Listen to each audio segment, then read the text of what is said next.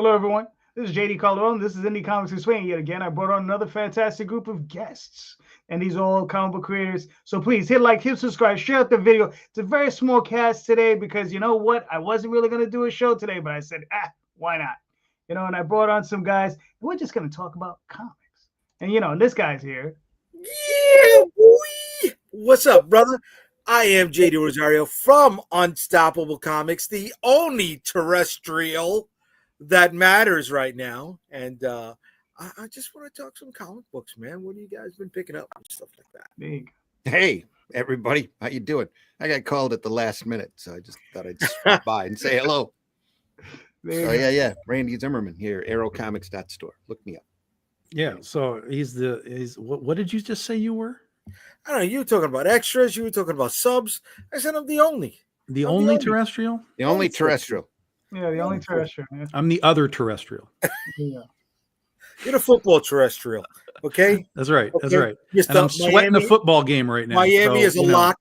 Mr. Miami is a lock for Thursday. Hey, we're just here to talk comics. Oh, I'm sorry. Right, yeah, don't. Okay, so we're here to talk about Super Pro, NFL Super Pro comic books. one of the greatest products that That's Marvel right. ever That's did. right. Yeah. It had that nice Joe Gisco cover. It was right beautiful. up there with US One. Yeah. Oh my God. US1. We're deep. We're already deep, guys. I hope you're ready for this show because we're deep right now. Nothing during that era, though. Nothing during that era beats Steel Grip Starkey and his all-purpose power tool. Oh my God. Oh wow! Little new universe stuff. New universe. Who had the BJ and the Bear license? Can we let's just Nobody.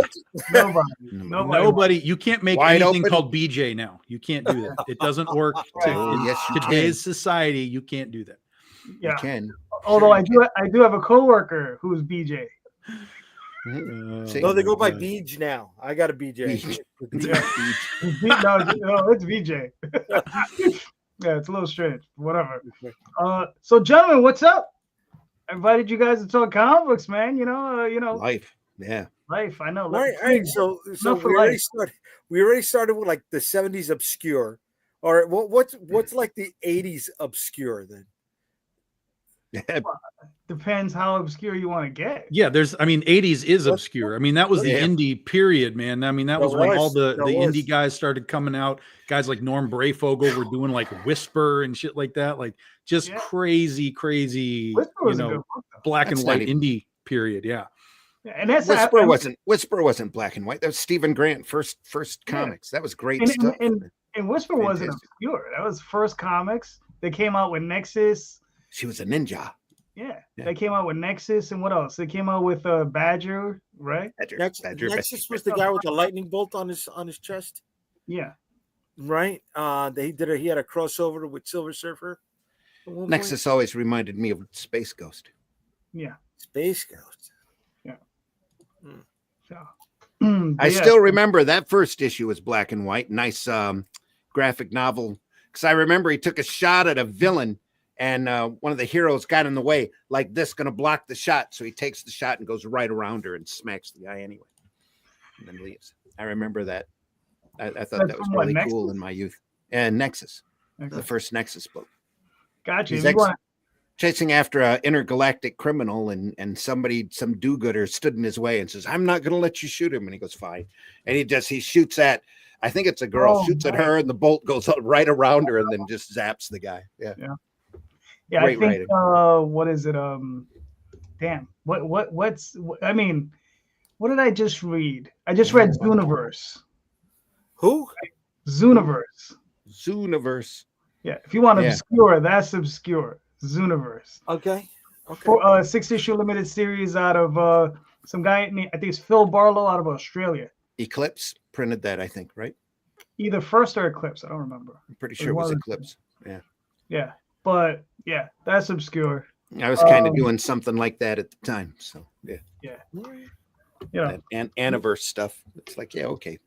Right. Still all right. It's not really, you can't really, steal basic ideas like that. So nah. Whatever. You guys had a different indie period than me. Like in the 80s, I was getting my comics at the spinner rack at Walden Books.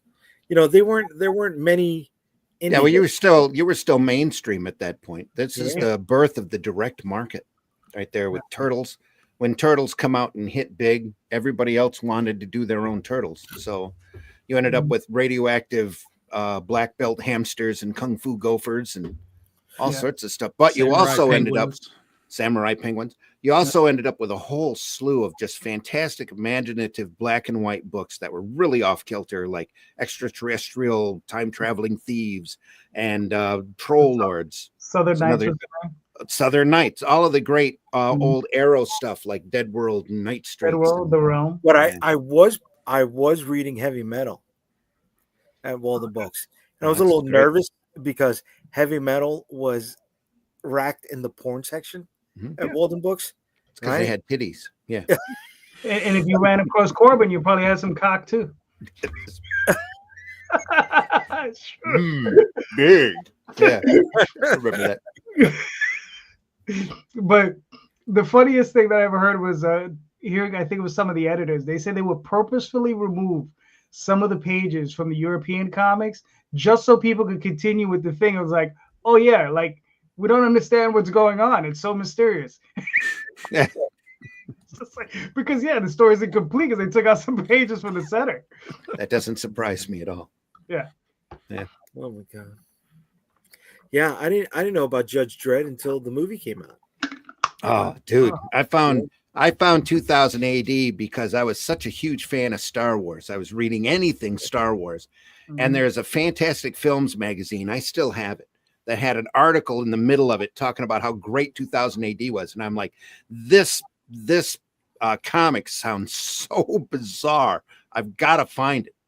Because they're going through and describing some of the properties, and Dredd's only like 1/6 of what they were running in 2000 AD at the time. So many great properties by so many just fantastic artists. Strontium Dog and Robo Hunter and all of that. Most of that is going to end up being in movies eventually if they ever get their act together, and people will be blown away by how imaginative and crazy great that stuff is. Was it Fleetway that brought it over? Because I remember I read Strontium Dog. Nemesis was awesome. It's been passed around like a hot potato. IPC owned it for a while, and I think the company that owns it now is Rebellion. But back then when because I had the comic books that they were releasing over here, and I got like the Strontium Dog, and I think it was Fleetway Graphics. I don't remember. Yeah, you probably got the Quality Comics or the Eagle Comics that they reproduced over here. They were terrible compared to the originals. Oh, no, I don't know. I mean, I was reading this. I mean, like I said, I read Nemesis. Strontium Dog was excellent. I think I got some ABC Wars, but I got some Judge Dredd. So, just trying to describe Robo Hunter to someone, and watch the expression on their face. It blows their mind. Yeah. And it's such a great, just odd concept. And the visuals on it got a Han Solo type guy. Starts out as an old man. And then a young, angry kid who ends up they go to this planet that they sent a bunch of robots to build up a civilization, and there's like a weird radiation belt, probably the same cosmic rays they hit the Fantastic Four, but who knows. They travel to this other planet, and when they land they've de-aged, so this old man who's like on his last mission, gritty old guy, turns into this Han Solo looking dude, and this angry dude turns into this little baby. So you've got this smart little baby chomping on a cigar, wielding a huge gun, fighting robots. It's just amazing. Great stuff. Nice. I like that. Yeah. Angry baby, Did you guys see the documentary on 2000 AD? Yeah. Thrill Shock. Power, Thrill something. Yeah. Tharg. Isn't it Future Shock? Future Shock. Yeah, you're right. Yeah. It's on Prime. It's still available last time I looked. It's really good. Nice. Yeah. So they go in and interview Pat Mills, and Pat Mills basically says, that Karen Berger came in and raped my entire company for Vertigo. Damn her. Stole his entire staff. Yeah, she'd come over every 6 months and take whoever was hot. Yeah. Go come over here and work for Vertigo. Yeah. So, great talent pool. Unbelievable talent pool. Yeah. All right, Tom. Who got you hooked? Who started you off on indie comics? Where'd you start? Oh, indie comics. I was never really an indie comics person per se. I was aware of it, but the only indie comic that I was buying when I finally understood that they existed was ElfQuest. Because I stumbled across ElfQuest at the first time I went to a real comic book shop, which was in Baltimore, the Inner Harbor. Steve Jeppy, who owns Diamond Distributors, he used to own a comic shop, Jeppy's Comics. It was in the Inner Harbor. And so I used to go down there for the summer. I'd go into work with my dad and I'd walk down the Inner Harbor and get comics, and Jeppy's Comics was there. So I was buying normal stuff, Batman and Superman and whatever, but he had it all. And so I would just kind of look around, like there's like Robotech in here and like there's like everything. And they had ElfQuest. So that's the first time I really understood that there was something besides like Marvel and DC. And I was immediately hooked. Immediately. Wendy Pini's art is ridiculous. I'm not really, it's interesting because I'm not really like a fantasy person. Like I can't stand Lord of the Rings and that kind of stuff, but this worked for me for whatever reason. I loved it, the Wolf Riders and all that. So yeah, it was ElfQuest. And then I don't know, outside of like Marvel and DC, I would pick up things that were IP related though. Like they did, $6 Million Man comics and, stuff like that. And of course I was collecting Godzilla my whole life. That was my introduction to comics in general. But then it wasn't really until like the boom of the 90s that I sort of started to skew out into, other things more heavily. Image came out, Valiant came out. Again, we had sort of that 80s boom, the black and white boom, but then we had like a new 90s boom. They were similar but different.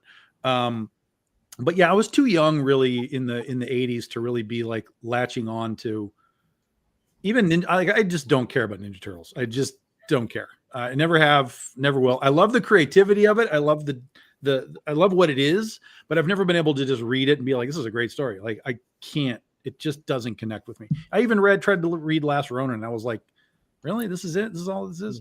So Turtles just never connected with me. I did, but I did love just the designs. I had turtle toys and stuff. I was like, these are fucking cool looking, but I don't care about these comics. Great toys. Yeah, they were fantastic toys. First run of those toys are fantastic. Yeah. For me, 1977. I was in high school, just graduating from Power Comics. Wow. Power Comics, still have it. It's a beat up copy, but had some oddball character. Dave Sim was in this. Bill Mesner-Loebs was in it.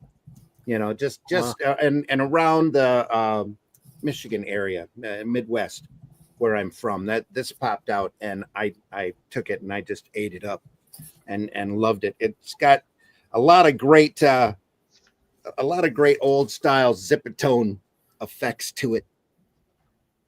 A lot of just craziness, but 70s typical stuff, almost underground, but very alternative comics. That's one of the books that really opened my eyes up to the possibility of sequential art. Yeah, I just started getting Star Reach classics or Star Reach. Yeah, Star Reach is amazing. Star Reach and Quack. Remember Quack? Yep. Frank Brunner doing duck stories and Quack was great. That was Star Reach, just incredible stuff. Yeah. Yeah, Star Reach, Imagine. I just started getting those because that's like just before I started collecting. Ken Stacy. That's the 70s. Yeah. Doing what? Pride and Prejudice, something like that. Did a religious cosmic nun type story. Just phenomenal stuff. Yeah. Really bizarre. Yeah, it's one of those things. Picking up Cody Starbuck from them. That's Howard Chaykin space opera story that was really adult. Yeah. That he eventually, what's the character? He eventually left them and went to go do Marvel. He did the, what is it? Domino something, or was it Domino? Dominic Fortune is who you're thinking of. No, this isn't the same. This isn't the same type character. This is more of a super space opera type character. Yeah, but Dominic Fortune was sprung out of Scorpion out of Atlas Comics. Okay, because I know somebody pissed him off. He went back to Marvel. He did like some kind of a full version for them. I remember I was at a comic shop, a smaller one in Maryland. I was at my dad's place, and I was in there looking at comics. And those guys tried to sell. I was probably, God, how old would I have to be? 10, let's see, 71, 10, 11. 11-ish, 12-ish, something like that. And those guys were trying to push Grendel on me, the original Grendel from Comic. They were like, "Oh, dude, if you like superheroes, you gotta like this thing." And I was like, "The fuck is this?" Like, I had no clue what it was. I was like, "I don't understand anything you're showing me, dude." So that was an early indie experience for me, but I didn't get it. I didn't understand what it was. Yeah, around that time, I was picking up Elementals, Captain Paragon. So I ended up, yeah, man. What was funny is that by him showing me the Grendel book, Comico was producing the Robotech books. And so I saw the ad in there for Robotech books. And I was like, I don't want this, but do you have this? And he was like, yeah, we got Robotech. It's over here. So gotcha. I had you mean Macross? Yeah. Macross originally, and then it became Robotech. Yeah. I had a buddy who his dad was Thai, and he was a locksmith in downtown Manhattan. And I guess I don't know. They would give him manga, right? And whatever. So we would get. I don't know. You guys remember they had Muscle Men, little pink eraser figurines, right? So there was a guy. I don't know. I think the name was Kinuku Man or Kikunu Man, something like that. And it was just a wrestler with big head, and like a fin. Yeah. Right. And he was the star of this book. Whatever. It was backwards and everything was in Japanese. And I was like, oh, but all right, we got the Muscle Men figurines, right? But they don't show up in the book at all. It's like nah, they were. I was getting ripped off here, bro. It was clear in the story. Yeah. But I was whacked out because I didn't know if it was in reverse or not. And it was all, I guess, in Japanese. And I'm like, okay, these people getting beat up, So I think that's one of the reasons why I wasn't really into Dragon Ball. Because that whole situation kind of just set me off. Like, this is not my jam. This is not my jam. And then he went to this one place, and he got a bunch of the Solar Man of the Atom Old Gold Key. Yeah, Old Gold Key. But here's the weird thing: they were single issues, but they were in a 3-ring binder. They were punched. So I missed, a lot on the story. And it was in a big, thick white binder. And they were all in there. But I loved the painted covers, man. Those were Turok. I had Turok back in the day too, because the dinosaurs. That's some of the most poorly written shit you'll ever read. But it had dinosaurs in it, so I was okay. Good stuff. Yeah.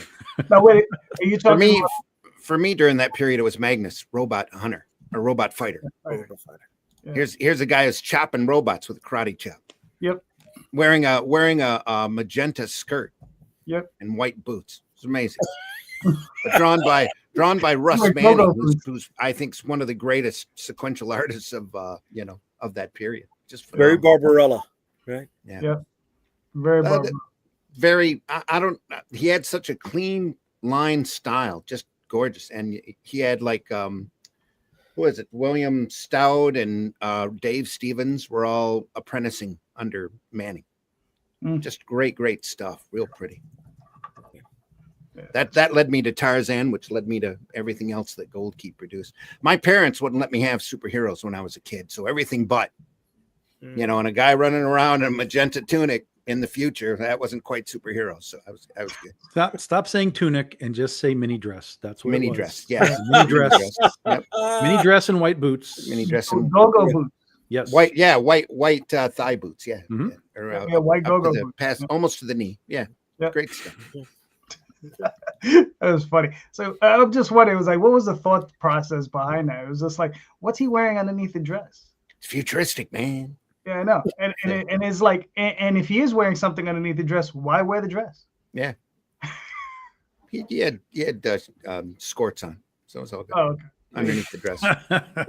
It couldn't be like a long shirt. I mean, no, it could have been, except for that large belt that he wore with a little M on it and turned it into a mini skirt. Yeah. Yeah.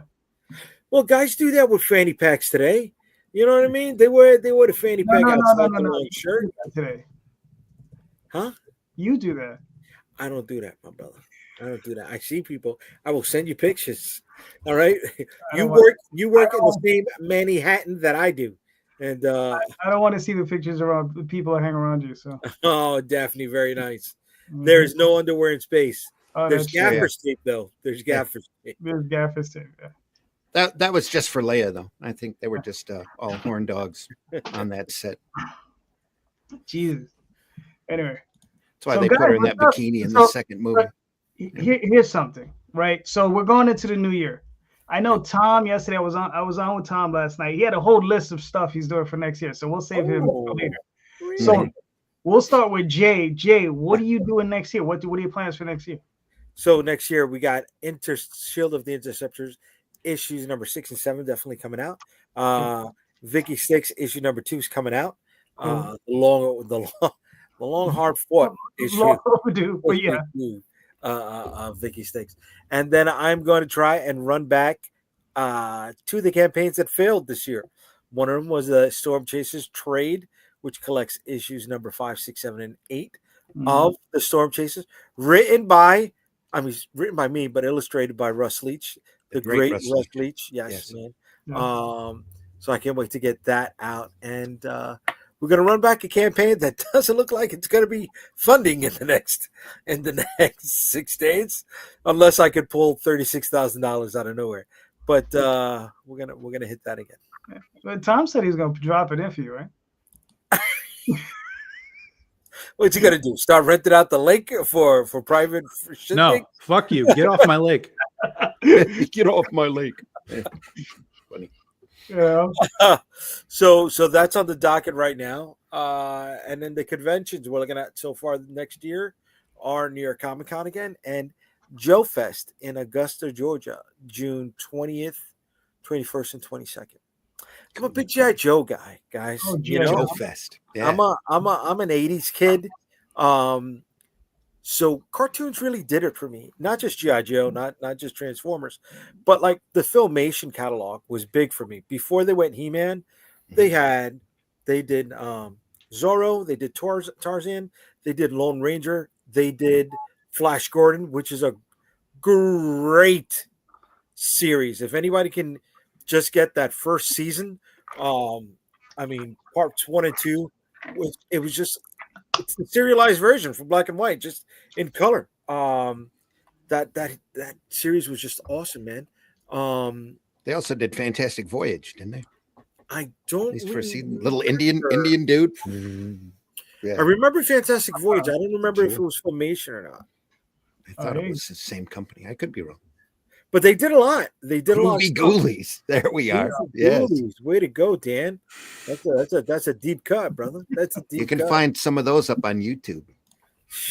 Wow. And they hold up. They're just as good. The little wolf man traveling on all fours and the Dracula dude. It's great stuff. Yeah, man. They're all in a rock and roll band because all the cartoons had a rock and roll band back in that day. Yeah. Or played rock and roll music for the kids. Damn. You know what? Once you mentioned Wolfman, you had me thinking of Fang Face. I don't know if you remember Fang Face. Yeah. Hanna-Barbera with the little fangster guy. I'll stick with my Herculoids and Space. Johnny Quest first season. I'm telling you, hold up. All 26 episodes. Oh, yes, sir. Phenomenal stuff. Phenomenal. Yes, sir. Way to be Hanna-Barbera. What a great program. Yeah. Ahead of its time. Great use of negative space. The shading, the rendering on that to come out in that time period.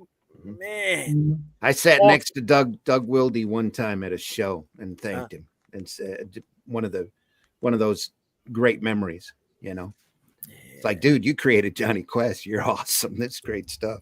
Yeah, man. That's my childhood right there. Just what a great program. I mean, Turu and a little spider that springs out and attacks their base, and the invisible monster. Just great material. Great stuff, dude. We wouldn't have had Scooby-Doo. We wouldn't have had Indiana Jones the way it was. It was definitely one of the inspirations. Yeah. I think what did it in for me all of those cartoons was in '88 when Akira came out. then nothing seemed right anymore. Mm. Was that good, or that was long and boring? Overrated. Akira's so overrated. Akira is much better than Tom is saying, because he doesn't know what he's talking about. It's overrated. Akira was a moment in time. Akira was a time when something came over that we had never seen before, and we were like, "What the fuck am I looking at?" And so I get that. That's a huge nostalgia tick right there for sure. There's two things. There's the manga. Yeah, I'm talking about the movie primarily, but yeah. Oh, the manga's absolute classic stuff. Manga's absolute classic. The movie, it's nice. It's a good film. It still holds up. Most of the time, when you talk to somebody about Akira, they're talking about the movie. It's very rare you talk to somebody that is like, "Oh yeah, the manga was like great." Yeah, they all are like, "Oh, I saw the movie," and I'm like, that was the experience, the sort of the more general public experience, and that's what I'm talking about.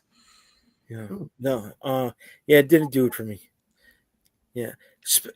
Dan, no, I'm not reading. No, I've heard good things about it though. Yeah. But the other one that had the Alex Ross covers, the 5-issue mini in the early 2000s, the DC printed. Yeah, that was awesome, man. Who's the artist on that? It was really good. I don't remember. Yeah. Damn. I don't remember. It's really good artist. And it was a good series. It went 5 issues. Yeah, no, I haven't picked up Space Ghost, dude. Isn't it funny how the hot books right now, though, are the ones that are licensed or rehashed material, like Space Ghost, G.I. Joe, Transformers. Now they got Silverhawks coming out. Like they're scraping the bottom. It's because there's still a hard nostalgia market in comics, especially in collecting, because it's read by folks our age. Ariel Olivetti. Yeah, and then when you combo that up with modern artists like Ryan Otley doing Transformers covers, you're printing money, because you have the art collectors that are like, just give me that Ryan Otley cover, and then there's the people who for some reason are reading this piece of shit. I don't know who's actually reading it, but it's a wild collector market. Similar things happened with Thundercats. They had a whole bunch of like big name people doing covers for Thundercats, but you also have to remember all that stuff is paring down since the boom, which is natural. I mean, this is what happens. It has its boom when it started, and then it kind of pars down. I'm not saying it's like dying or anything, but there's only so many times you can do 75 covers on a comic book. Yes.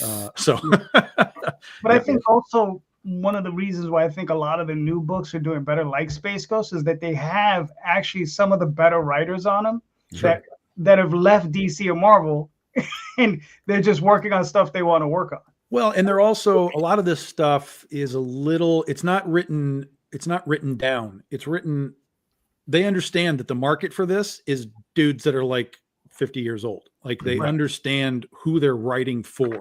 Everything's a little more edgy. Everything's a little more violent. Everything's a little more yada, yada, yada, whatever. Yeah. And sometimes that works, and sometimes maybe it doesn't work quite so much, but they understand who they're aiming for. And that's why a lot of this stuff works. This is a gem. A gem. I'm saying this because I didn't want to read it. I didn't want to buy it. I can't look at it. I can't stand the art. Neither. Dude, one of the reasons I stayed away from it. I'm serious. All right? Out of all 4 miniseries, the one I was looking forward to the most was Destro. That one let me down. This one, oh my God. I want more of this. This is a straight action piece. Kelly Thompson just wrote a kick-ass story. It's just about somebody who's trying to find a friend. That's it. Other than the name and maybe the last 2 pages. You're the worst pitch man ever. Dude. Here's a story about somebody trying to find their friend. Because I don't want to give it away. Worst pitch man ever. I don't want to give it away, dude. It is fucking awesome. It's fucking awesome. They're squeezing the nostalgia market because they're probably last generation raised on marketable IPs. Yes, thank you, Reaganomics. It's true. Yeah. After they have to figure out how to make Mr. Beast movies. Wow. Yeah. All right, Ray. Yeah, that's why everything keeps coming back. That's why Harry Potter keeps coming back. Lord of the Rings keeps coming back. Let's just make prequel things and retcon things and whatever. It's just that's just what Hollywood is now. It's garbage. Just milking the cash cow. That's what it is. Right. Yeah. Milking the cash cow. Right. So when they keep going back to it, would you call that evergreen or not? Of course. Yeah. Oh, these IPs are evergreen, but evergreen only lasts as long as a generation knows what it is. So you will eventually, like, we can look at things as like, let's go back to the Honeymooners, right? They used to do stuff for the Honeymooners. Nobody knows what the Honeymooners is anymore. Right. We barely know what the Three Stooges are anymore. So evergreen, yes, but there is sort of an end of the rainbow as you know, generations just forget what these things are. And that's why you see Disney and some of these companies remaking some of this stuff, because they want to bring this old stuff current so that it is relevant to a new audience. The problem is that they're bringing it while the original audience is still alive and the original audience is rejecting it. So, you know, they needed to, you can bring that stuff back, but you got to bring it back after that audience is basically in the retirement home. I want to go to the movies. But I want to add a little asterisk to that, because something like the Ninja Turtles is rebooted every 5 years. That is truly evergreen. They're looking for the new upcoming market. But, and they've done it so many times that it's not getting that rejection, because there's so many other generations that have followed it and have jumped onto it that they're drowning out whatever negativity is coming off of there. And well, there's about Ronin, and it's like, ooh. Well, you also have with the Ninja Turtles, remember, even though it's owned by somebody else, Kevin Eastman is still part of it. And so that's a huge, huge thing. It's not just like taken away from Kevin and they're just doing what they want. Kevin is involved in these things. He's part of it. Yeah. But there's like 4 or 5 different versions of Turtles. Right. But what I'm saying is that it all kind of can still feed back to Kevin. Kevin's out at the cons. He's talking about the Turtles. So it's not like here's an IP that Kevin and who's the other guy? Kevin and Peter. Kevin and Peter created, and it was taken from them, and they didn't get any money. You know what I mean? So there's still a connection to this stuff. In fact, Peter's even coming back. They're doing something together again. So they keep the energy going with the Turtles for the old guys, for us, because we're like, hey, you know, Kevin is part of this thing, and we liked Kevin back in the day.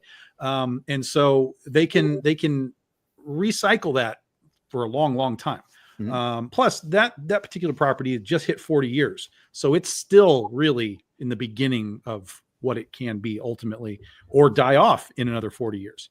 And it's also a accessible, bare bones concept, very accessible idea that you can anybody can stream their way into it with just a minute or so. It's worth of explanation. It's not like there's a lot of background to it, but they don't necessarily hold to it. And when they don't, they'll just create another version of the Turtles and kick them. And also, the other thing that's really good about it is that one of the things is that it's multiracial. Nobody's a turtle, so everybody can be a turtle. Nobody's a rat, so everybody can be a rat. And that's the one thing about it is, like, you know, it doesn't matter where you're from. Not everybody is a ninja. Exactly. Not everybody's a ninja, but you could be a ninja. So, if you really wanted to be, you could be a ninja. You could be a ninja. Have you ever seen the American Ninja? Michael Dudikoff. Michael Ninja Warrior. How they run through the course. You can become American Ninja. Sure. Oh, you're talking about the show. I'm sorry. I want Michael Dudikoff with his little. How did he do the hand? Yeah, I know what you're talking about. Yeah, You're talking about Jim Cotta and that crap. No, don't fuck with Jim Cotta. Don't fuck with Jim Cotta, bro. Jim Cotta. No, is that your license? You're going to go get that license for Jim Cotta comics? Man, if I could, and you know what I want to do? I want to sell that Galactus anytime and get that license. Don't you can get that license. Yeah. Listen, dude, I want to end a Jim Cotta comic. I want to end every Jim Cotta comic the way the movie ended, right? It had nothing to do with Reagan and the Star Wars program. But once the guy freed the girl from whatever evil ninjas with goats, there was just a text at the end of the screen and said, and he got the code to help Ronald Reagan succeed with the Star Wars program. See, now you're pitching. Now it's Reagan with Star Wars programs and ninjas with goats. Now you're pitching stuff, Jay. Fucking dude, I had that story with you coming to New York Comic Con, all right, and get chased by zombies through an alley and diving into the water where there's sharks and gators. It was fucking awesome, bro. It was awesome. You didn't jump on that. You didn't jump on that. Zombies are shit. I don't like zombies. Zombies are dead. Vampires suck. Yeah. There you go. Yeah. I'm gonna put that on a shirt. Yeah. And Frankenstein. I'll give you a nickel every time I sell one. They're always coming back. They're always coming back. They're always coming back. That's all. That's because it taps into the zeitgeist, the public base. Sorry, I'm farting on words. But the social structure always goes back and reflects that when we need horrific romance, vampires come into play, and when we're stuck in the same day-to-day situation like we're zombies, then zombie movies come up and into play. So it's funny. I was at a Newberry Comics today, and in the front of the store, there was a T-shirt for the Twilight movie. Whatever, it's a property that hasn't been. And you bought it and asked if they had one in a larger size. But dude, it was they triggered the Universal monster in me because it had that same text. It had vampires, werewolves. I was just like, oh my god, is this a movie? No, vampires, werewolves, Twilight. Yeah, exactly. And I stayed away from it. I was like, oh. So Jay, it's funny because when I first popped up this question, right? You had a reaction to it, right? And then Randy had the exact opposite reaction to the one you had, and it was just really funny. Yeah. So, to this question, the answer is yes. It's worth it. Yes, but just because you do it doesn't mean it's going to work. True. Right. You have to have something to it that makes it sort of unique to itself. Or you have to have a way to, and this is sort of the way it works less often than not, is you have to have something that is sort of a direct connection to what existed before. Like, oh, here's this story, and then I'm going to continue from this story. Like I know some guys who do Oz comics that they continued their comic right off of some of the books, and they were just telling their stories like that way. But they don't really sell. I mean, I don't want to tear them down, but they're not like huge sellers. They're just kind of people are aware of it, but it doesn't really, it's what it is. For me, I do my Western Oz where my Dorothy is a gunfighter with ruby bullets. And that's our biggest selling book, like by a long shot. And it attracts Oz fans, it attracts comic fans, it attracts steampunk fans, just sort of across the board. But our Oz is a unique entity within the Oz umbrella of things. Like you can go back and look at things. There are so many failed Oz things that have existed since the 39 movie. I mean, just endless Oz things. Even The Wiz was not really successful. It has since become sort of this cult classic thing, but most of this stuff is really mid in its success, if anything. And it's pretty really big stage play when it was out, The Wiz. Yeah, well, I mean the movie I'm talking about. Oh, yeah. Well, the stage play is a whole different world. Yeah. And same thing here with Wicked, right? Wicked is a huge stage thing. It's monstrous and it's doing well at the box office. I'm not saying it's doing bad, but it's not like blockbuster right now. Now it's really high for musicals. It's been touted as like the biggest selling musical like of all time. But I'm like, inflation, guys. Like, this let's But for every Wicked, all right, or Oz or Atlantean, you got Black Terror. We all know Black Terror. Yeah, but those are guys going back to obscurity. Yeah, that's obscurity. How many times has somebody tried to do that character over and over? When you say something like Oz or Atlantis or the Loch Ness Monster, War of the Worlds, we go back to Wonderland. Yeah, we go back to sort of evergreen concepts. Yeah. Okay. Most people don't know what the Black Terror is. No. Yeah. And you know what? They don't know it so much that there's a new thing called Terror. And they put the Black Terror instead of the pirate getup in a Captain America getup. And he's got a shield, and the shield has a skull on it. And the lady Miss Fury, who's in the red dress, is just now a tiger lady. I saw it in last month's previews, and I'm like, is that public domain character is it going to die? Why? Probably no, not. Because there will always be people that will. There's so much public domain shit that people make, like you have no idea. Like it's everywhere. But most of the time, it's just dudes that are like, you know what? I like this weird character. I'm going to make a comic book out of this thing, or short film or whatever. But they're not really doing it to succeed. They're doing it just to do it. They're doing this. It's vanity press. It's just I would like to just say I did it, and here it is. And there's nothing wrong with that. Vanity press is perfectly fine. But the people that think that they can do those really obscure things and bring it. I mean, even stuff like Green Hornet, right? Like Dynamite Comics has been doing Green Hornet comics for decades. All of it is very middling sort of success, but they just kind of keep bringing it back every now and then. It's like, it's like, oh, J. Scott Campbell covers, like, oh, cool. Like, I'll buy it for the cover, but then no one really cares about the Green Hornet, but people know what it is. So you can have middling success, and just kind of plug along at it. But that's only because Bruce Lee's not in it. Well, they turned Bruce Lee into a girl too. Oh, yeah. Yeah, Kato. Not for all of it, but there was a mini series where Kato was a girl. Throw it at the wall, see if it sticks. Yep. But they do the Shadow, Doc Savage, and the Spider all the time too. And everybody's too old. Those properties are too old for anybody to remember back when they were popular. And they're not being reimagined to be modern.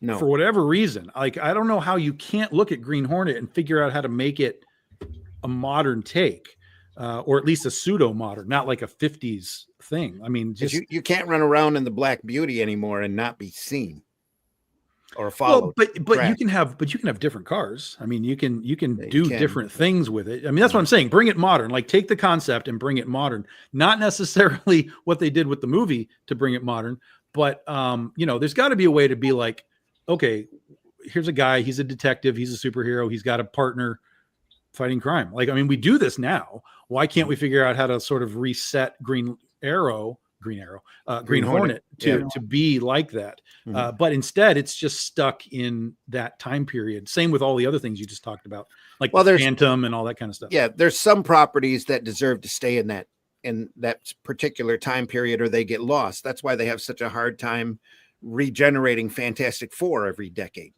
because it's really a statement about the Cold War and communism. And once you get past that, you've got a family unit, and then where do you take it? They stopped being fantastic about, in the 80s or 90s. And they stop adventuring, because what is it? They would go into the negative zone and have adventures, right? They'd go everywhere. Yeah. Right. So after our group dies off, is that it? I mean, for a lot of this stuff, yes. Yeah. To some degree. Yeah. To some degree, some of this stuff will fall off. Yeah, absolutely. It'll be interesting to see, because with the way the copyright laws are now, we're just starting to enter the real golden age of entertainment in the 1930s. Every January, a new year is added. So this January, it'll be anything 1930 or before. So it'll be interesting to see what comes back and what doesn't. Chaykin successfully reimagined the Shadow in the 80s. Yeah. Just how I was introduced to characters. But that was 40 years. 40 years. Yeah, it didn't go very far. Yeah. It existed. I don't know how successful it was. DC did it. Yeah. Doc Savage was out during that period too, but it didn't catch on. Right. I agree. Part of their time, removing them. Yeah. Exactly right. That can be a thing. Right. Yeah, for sure. Indiana Jones. Yeah. Very true. And the Shadow, Spider, Doc Savage, they are really the product of the 30s and 40s. They Phantom. Really are. Yeah. Phantom's kind of universal because he's got so many different generations. The updated science fiction-y Phantom was pretty well done by the same guys who did Ian Flux. Yeah. That was all right. 2040, 2020. Yeah. That's one of those evergreen properties that you can bring back, because somebody running around in a purple outfit with striped undies is pretty bizarre as it is. So you can pretty much put him in or her in just about any generation and fit it in and make it work. Unless James Bond is a tech. And again, James Bond's really a Cold War character. Modern spycraft doesn't quite work. The Daniel Craig James Bond is not the Sean Connery James Bond. Nope. Yeah, all. I mean, modern James Bond is playing poker. Like, that was how he got to the bad guy when he went and played poker tournaments. Well, Casino it's a very Royale, weird he was playing poker there. So, yeah, that's what I'm saying. Yeah, that was the Craig version. Was that's how he got close to the bad guys? Was he playing poker? Because that was what we were doing at the time. We were like, hey, we're all playing poker, so let's make James Bond play poker right now instead of playing baccarat, because that's what he usually plays. Yeah. Shadow works best from set. Yeah, it does. So does the Spider. Spider is a real great character too from that era. I'm curious, when one of those characters is going to go into public domain? Because I think Condé Nast owns them, and they've had a grip on them like a death 4 grip. years. 4 years. 1933 was the first Shadows and the first Doc Savage and Spider. Okay. Yeah, but again, you have to be careful because you can only use those original elements. Anything that came years down the line that was added to the story. It's like Superman. Superman's going to be public domain, but that doesn't mean Kryptonite is public domain, et cetera, et cetera, et cetera. 36, 38. Yeah. Superman is. Yeah. That's a few years off. Yeah. We've got about 10 years before there's a lot of really interesting things coming public domain, including King Kong will legitimately be public domain. The original stuff. Original book. I mean, the book is already public domain. King Kong is a mess, but the book is public domain, but the Universal movie is not. But the Universal movie is about to become public domain, which will open up the doors to using King Kong. Although again, copyright is not trademark. So if you use King Kong, you have a trademark problem to deal with. It's a mess. Yeah. That's why when we adapted the Shadow Kingdom, there was no mention of Kull on the covers. No Kull the Destroyer, no Kull the Conqueror, but it's the first Kull story. So we used the title of the story, which is open, and adapted that. And the further adventures there is the Atlantean, and it's not Kull of Atlantis. It's the Atlantean that has the characters that were in Shadow Kingdom. And you do have to be careful about certain trademarks. You can't walk on them, or you'll get a cease and desist. Right, bastards. And I'm just wondering how long they can even hold on to the trademarks, because I mean it's, I think trademarks are forever as long as they're renewed and used. They're renewed, yeah. But that in and of itself I see as a problem, because the thing is, the reason copyright is given up on is so that culture can then take those things and then do things with them to further along the arts, right? Well, trademark is interfering with that. Well, trademark is money. Public domain just means that it's become part of the part of the culture, and it's accepted as like being mainstreamed as part of the culture. Right, but it's also part of it so that the arts can go ahead and manipulate and play with it. That's part of it. Right, but like if you were to make Wonder Woman, right, and you made a comic book called Wonder Woman, right, they can argue that it's too similar because it is because we have Wonder Woman. You can't call it Wonder Woman. You can call her Wonder Woman in the story, but you can't have the book say this is a Wonder Woman comic book. So there are, little. So let me rephrase. Should trademark eventually be abolished? Should there be a limit to trademark? I think there should be in the long run. Right. And there might be. I mean, none of us really know. It could be that it's just longer than copyright. I've never looked into it, but I'm pretty sure it's viable as long as the trademark is active. Okay. Okay. Yeah. That sounds right. Phantom Comics, published by Frew in Australia.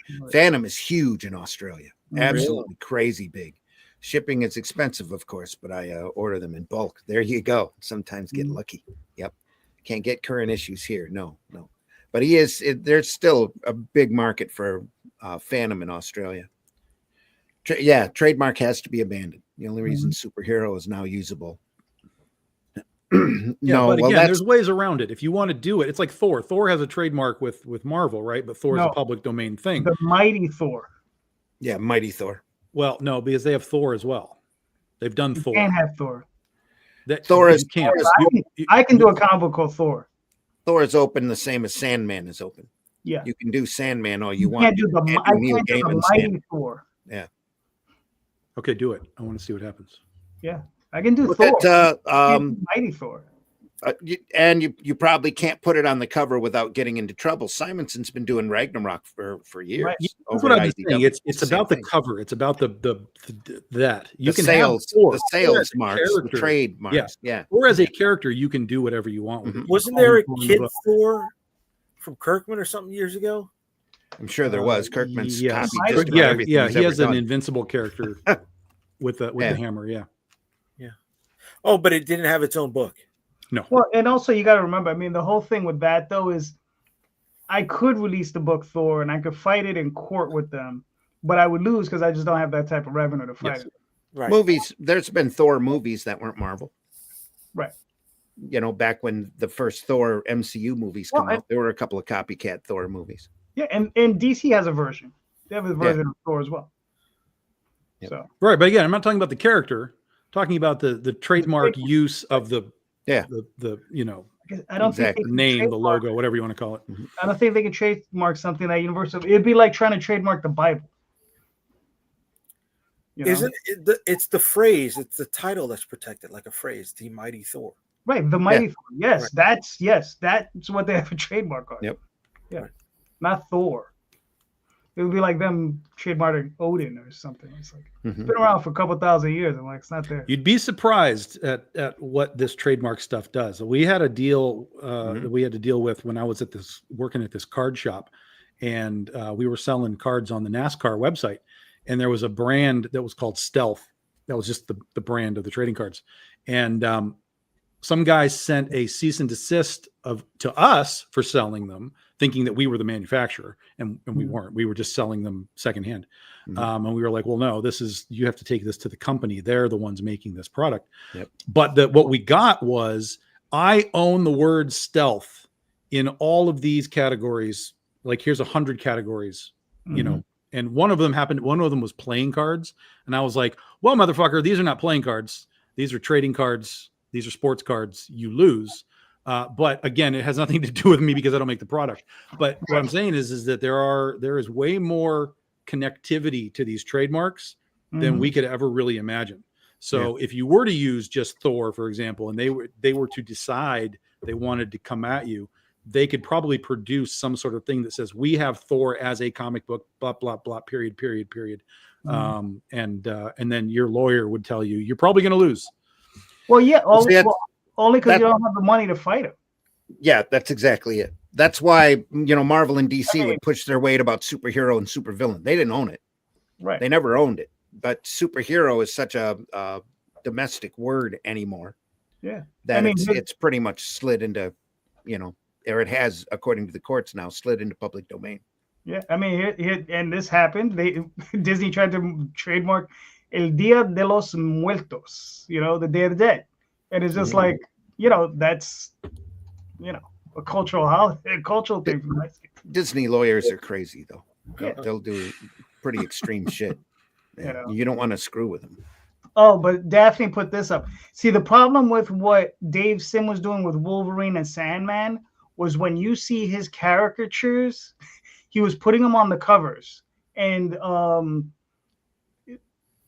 you know, you could tell the reason he was doing it, because it wasn't so much like their argument was, it wasn't so much that he was doing them as a caricature or he was doing them as a gag, but because he was doing it because he knew it was goosing his sales. So every single time he put Wolveroach on the cover, his sales increased. So that's where they fought him. Because Wolverine was hot back then. Yeah. Mm-hmm. I mean, you know, they Howard Estate took Antarctic Press, sent them a cease and desist because they were doing Blue Sonja. Well, that was Dynamite. Dynamite sent them that, yeah. But that's because Dynamite has a Blue Sonja already. Did they? Yes. Oh, okay. I wasn't. So there was multiple layers to that cease and desist, but yes, there is a Blue Sonja. Yeah, because Dynamite has expanded there's a Sonja universe. Sonjaverse. Yeah, there's a Sonjaverse, and so there is already a Blue Sonja. So green Sonja, yellow Sonja. Rainbow Sonja. But yeah, there's a lot of them. There's like Demon Sonja and Hell Sonja and, you know, all kinds of crap. So yeah. Here you go. Corvidel. Yeah. Noir Sonja. Yep. That's hilarious. Yeah, I even told Ben, like, you need to at least spell it like Snoya, and maybe you can kind of sneak through. But I didn't realize at the time that Dynamite had actually made Blue Sonja, and that was already a registered thing. Yeah. So they were doomed regardless. There you go. Chartreuse. That's a whole different character. All right. So Randy, what do you have planned for next year?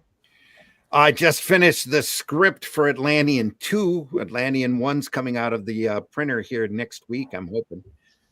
As that gets done and fulfilled, that'll be out and around. Then we'll be doing an Atlantean every quarter. I believe every 3 months. I've got the next 2 issues already plotted in my head. I just have to sit there and lay them out. And then, you know, I'm going to get back on this little Spank the Monkey comic history. Nice. Yes. I've been reading that over. I got it handy here. All 40 pages of it printed out. 40 pages in, and I've worked up to Wonder Woman. Real fast and fun stuff for me. I love it. All right, cool. So we'll see how that goes. And then I've got the Unforgiven sitting all colored, ready. I just got to re-letter it. And then what second issues of Paragon and Calico sitting around. But I want to see if we can come up with some way of getting it out to the masses before I spend the time doing all the work on it first. We're looking at some alternative distribution systems to get comics out to people that to try to get them read more. So that's the key, isn't it? That is really the key right now. So Tom, I mean, you have your stuff going out through AP. Do you feel like it's made any difference at all to what you're doing? No. I know that there are people that are reading it that have never read it before, because there's people at cons that come up to me at cons and they're like, what is all this critter stuff? Like, I get this at my comic shop, and I'm like, yeah, you're getting the originals. And we've been doing this for now 15 years, and they're blown away because to them, it's just a new book. Right. Just like, I just saw this on the rack and I just bought it and it's cool and I'm buying it. I'm like, that's the whole point. That's fantastic. Yeah. So from that context, I have definitely sold some critter stuff to those new people. But there's not like some big surge of, like, oh, AP people are like, whoosh, like, coming in. But it's definitely out there. It's definitely being seen. People are definitely reading it. I get messages from people. They're like, dude, I guess got issue 4. This is like great. I'm like, fuck, this is like 15 years old, dude. Read something modern. It's way better than what you're reading back then. It's so weird that people are reading something that I wrote 15 years ago like it's new. Mm-hmm. And I'm like, oh my God, no, come on, just skip ahead. Just go to like 13 or something. Like, let me help you out. But they're liking it. They're enjoying it, which is awesome. And I think in the long run, going down the road, and I actually just talked to AP, and their game to do something that they don't normally do, which is doing trade paperbacks. Because I told them, I was like, look, you got an ongoing series here. Once we're at like 10, 11, 12, and the previous issues are gone, right? How do we get new people to buy it? And they were like, well, yeah, I mean, we can talk about trade paperbacks. And I was like, I'm not going to force you to do it, but I think that this is maybe a unique opportunity to put your guys back into that trade paperback market with this book, because you have years of issues to just keep using that cost you nothing other than your printing. And it might be just an easy sort of way to dip your toe back in the water. And they were like, yeah, that makes sense. Let's give it a try. So I was like, awesome. Let's just give it a try. I mean, if we do the first one and it just like completely flops, we don't have to do another one. It's no skin off my nose, but I think it might be valuable. We can see. Yeah. And I think Diamond now is a little bit more open to resolicitations, especially for trades. Yeah. So that, you can do the first volume, and then when the second volume comes out, you put out the first one with it. If you have any backstock, correct. It can help you dump it out. Yep. So, that's good. That's good. So we'll see. You want to pull up your list? Sure. I'll pull it up on the screen. It's very impressive. Look at this. Tom is in order. Yeah. No, listen. It's way more. It's more work than I've done. It's all theoretical. It's all theoretical. I had a theoretical list 2 years ago too. Yeah, you're still working through it. Yeah, I dropped the fucking ball, kid. All right, there we go.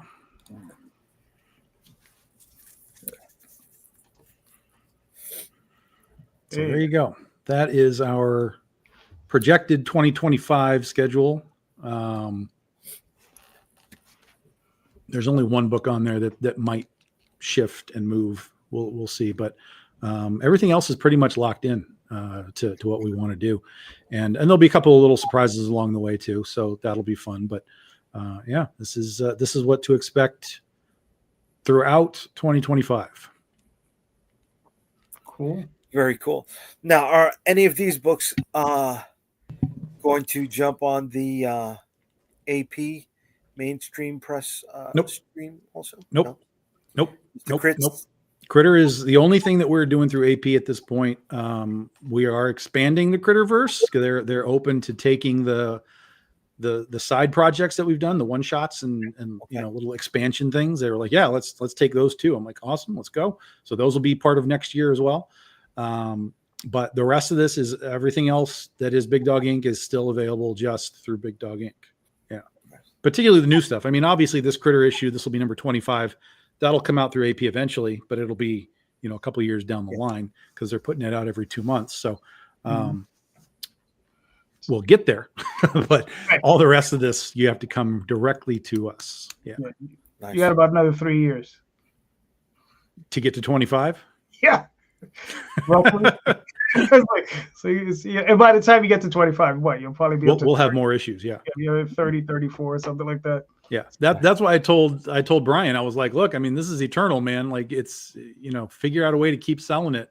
And trade paperbacks are the way to do that. I have sold thousands upon thousands upon thousands of trade paperbacks in my time since we've been doing the paperback market. And invariably the people that buy just the volume 1, in fact, it just happened just recently. Somebody bought volume 1 at a con down in St. Louis. And a month later, I got an order on the store for volume 2, and the little note, it said, met you in St. Louis. So, it's like, this is how you keep the readers, active. You need active readers. Yes, we love the collectors. We all love to collect art. I get it. But you have to give them something that they want to collect, like from a character standpoint. They still have to connect to the characters and the stories. Otherwise, it's just art. It may be cool art, but if they don't care about the character, then there's no reason for them to buy, the variant covers or anything. So it's cool that, people are buying the story and enjoying it and wanting more story. That's equally as important as how many variants I can sell. All right, cool. Very nice, very nice. Daphne says she is 90 to 95% on time.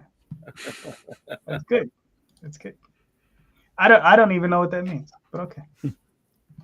Yeah. I mean, I just release Oswald as it comes, and then the other projects as they go. So just keep going, just keep going. So, So Jay, you're right there. Yeah, I'm just, I'm. You looking at some porn? What's up? Because we can see it reflecting in your glasses. That's why. It's Galactus porn too. Stuff in planets where they don't belong. Dude, I wish it was porn. It was light. It was bright. Listen, dude, comics are comics. I feel like he takes his glasses off. He has to stop incriminating himself. Right? No, dude. We're talking about the same stuff we talked about last year, which we talked about the year before, which we talked about the year before. Yeah, but that's everything, dude. That's sports. That's everything is the same. It's just whatever new twist has been put on it. Right. There's nothing new that we can say about comics. I can tell you that I have new titles. I can tell you I have new characters. But at the end of the day, it's still a comic book. It still has a story. It still has variant covers. It's still through Kickstarter. The basics are always the same. So it's just what extra sprinkles are you putting on top of it? Right. Okay. But is it going to keep us here? It will if you make the right characters and the right stories. Okay. Yeah. That's the key to the whole thing. And is that you can certainly come in and sort of catch lightning in a bottle from time to time with just like, hey, here's like a weird one-off thing and we made a lot of money. Sure, of course. But you either have to then recreate that lightning in a bottle for that series to continue, or you have to create a new bit of lightning in a bottle. And right now we have a lot of people that just chase lightning in a bottle. They're just like, hey, here's an idea that I have. Let's make this bizarre comic and put 50 covers on it and just get in and out and done and make our money. There's a lot of people that are just throwing shit against the wall to see what might stick. Let me ask the three of you this question, right? Let's say you got a secondary character in Oswald, Critter, or in Shadow Kingdom, that shows it has legs, and people want it, and it starts making money for you. But you still got Oswald, you still got Critter, and Randy, whatever's at the top of the list, right? That's what you want to do. But the other one that has legs is what's going to bring you money. Yeah, you want to try and grab hold of the tiger when you see it, for sure.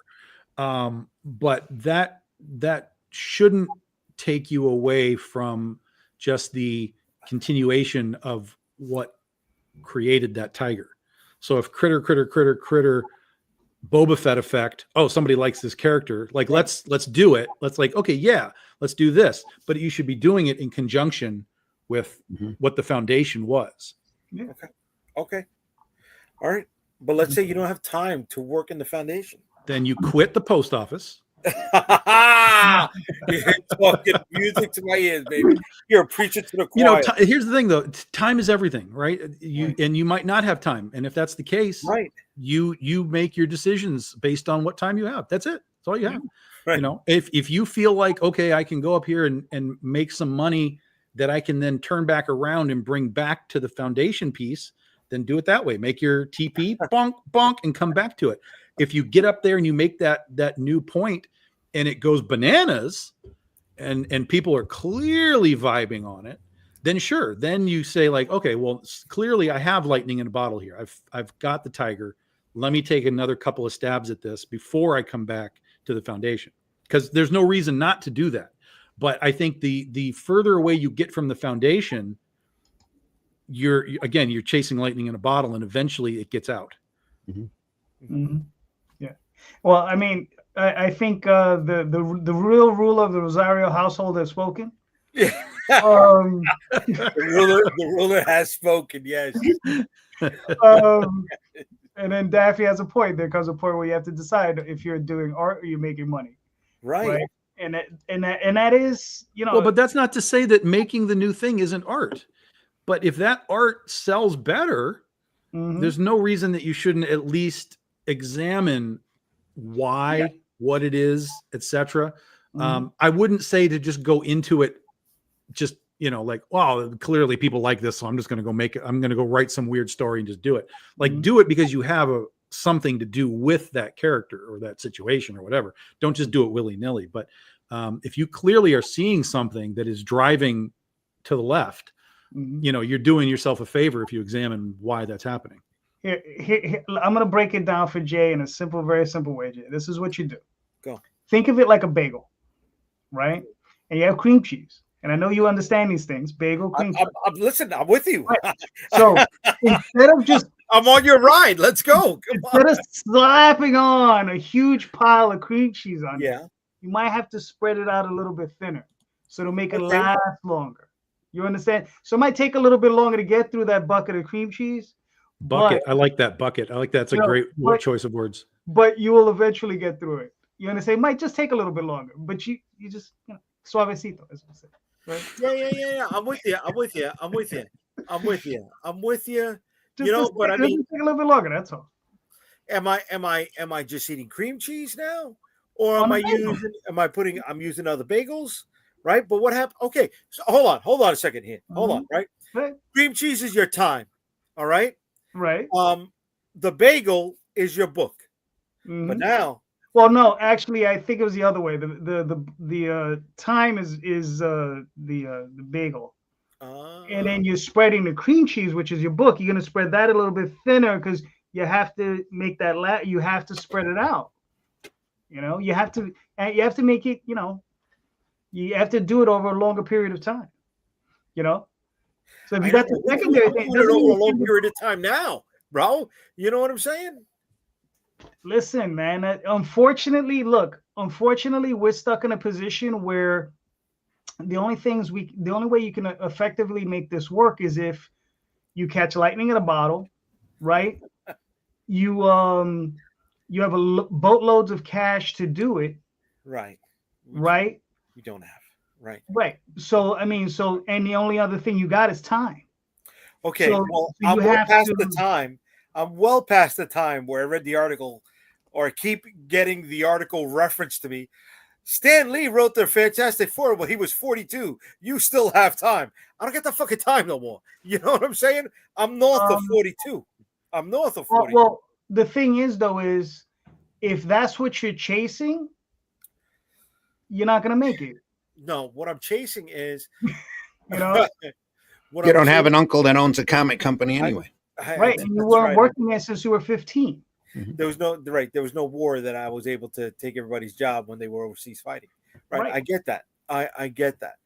And I know I will never be able to tell all of the stories that I have in the drawer. I get that. Yeah. I'm prepared for that. Unfortunately. Right? But so are you in a position where you're seeing some of your projects, they're not doing what you want them to do, and so you're considering doing something else? No, not that at all. Not that at all.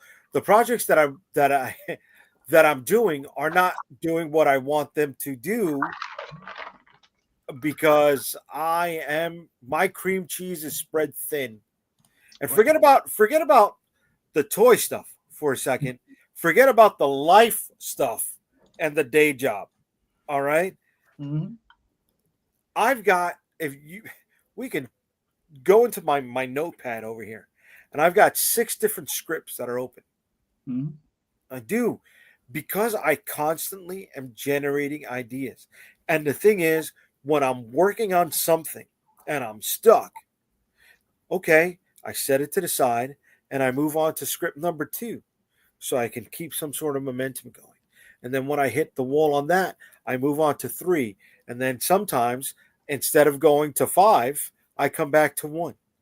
Right? I do have fun doing this. I do. That's the problem. I have too much fun doing this. And what I like, I know won't sell. It won't go gangbusters. But that, see, here's where it's weird, because I constantly talk about this being, my hobby, right? I do it for fun. Okay. I do it because I enjoy it. I have a regular day job, blah blah blah, whatever.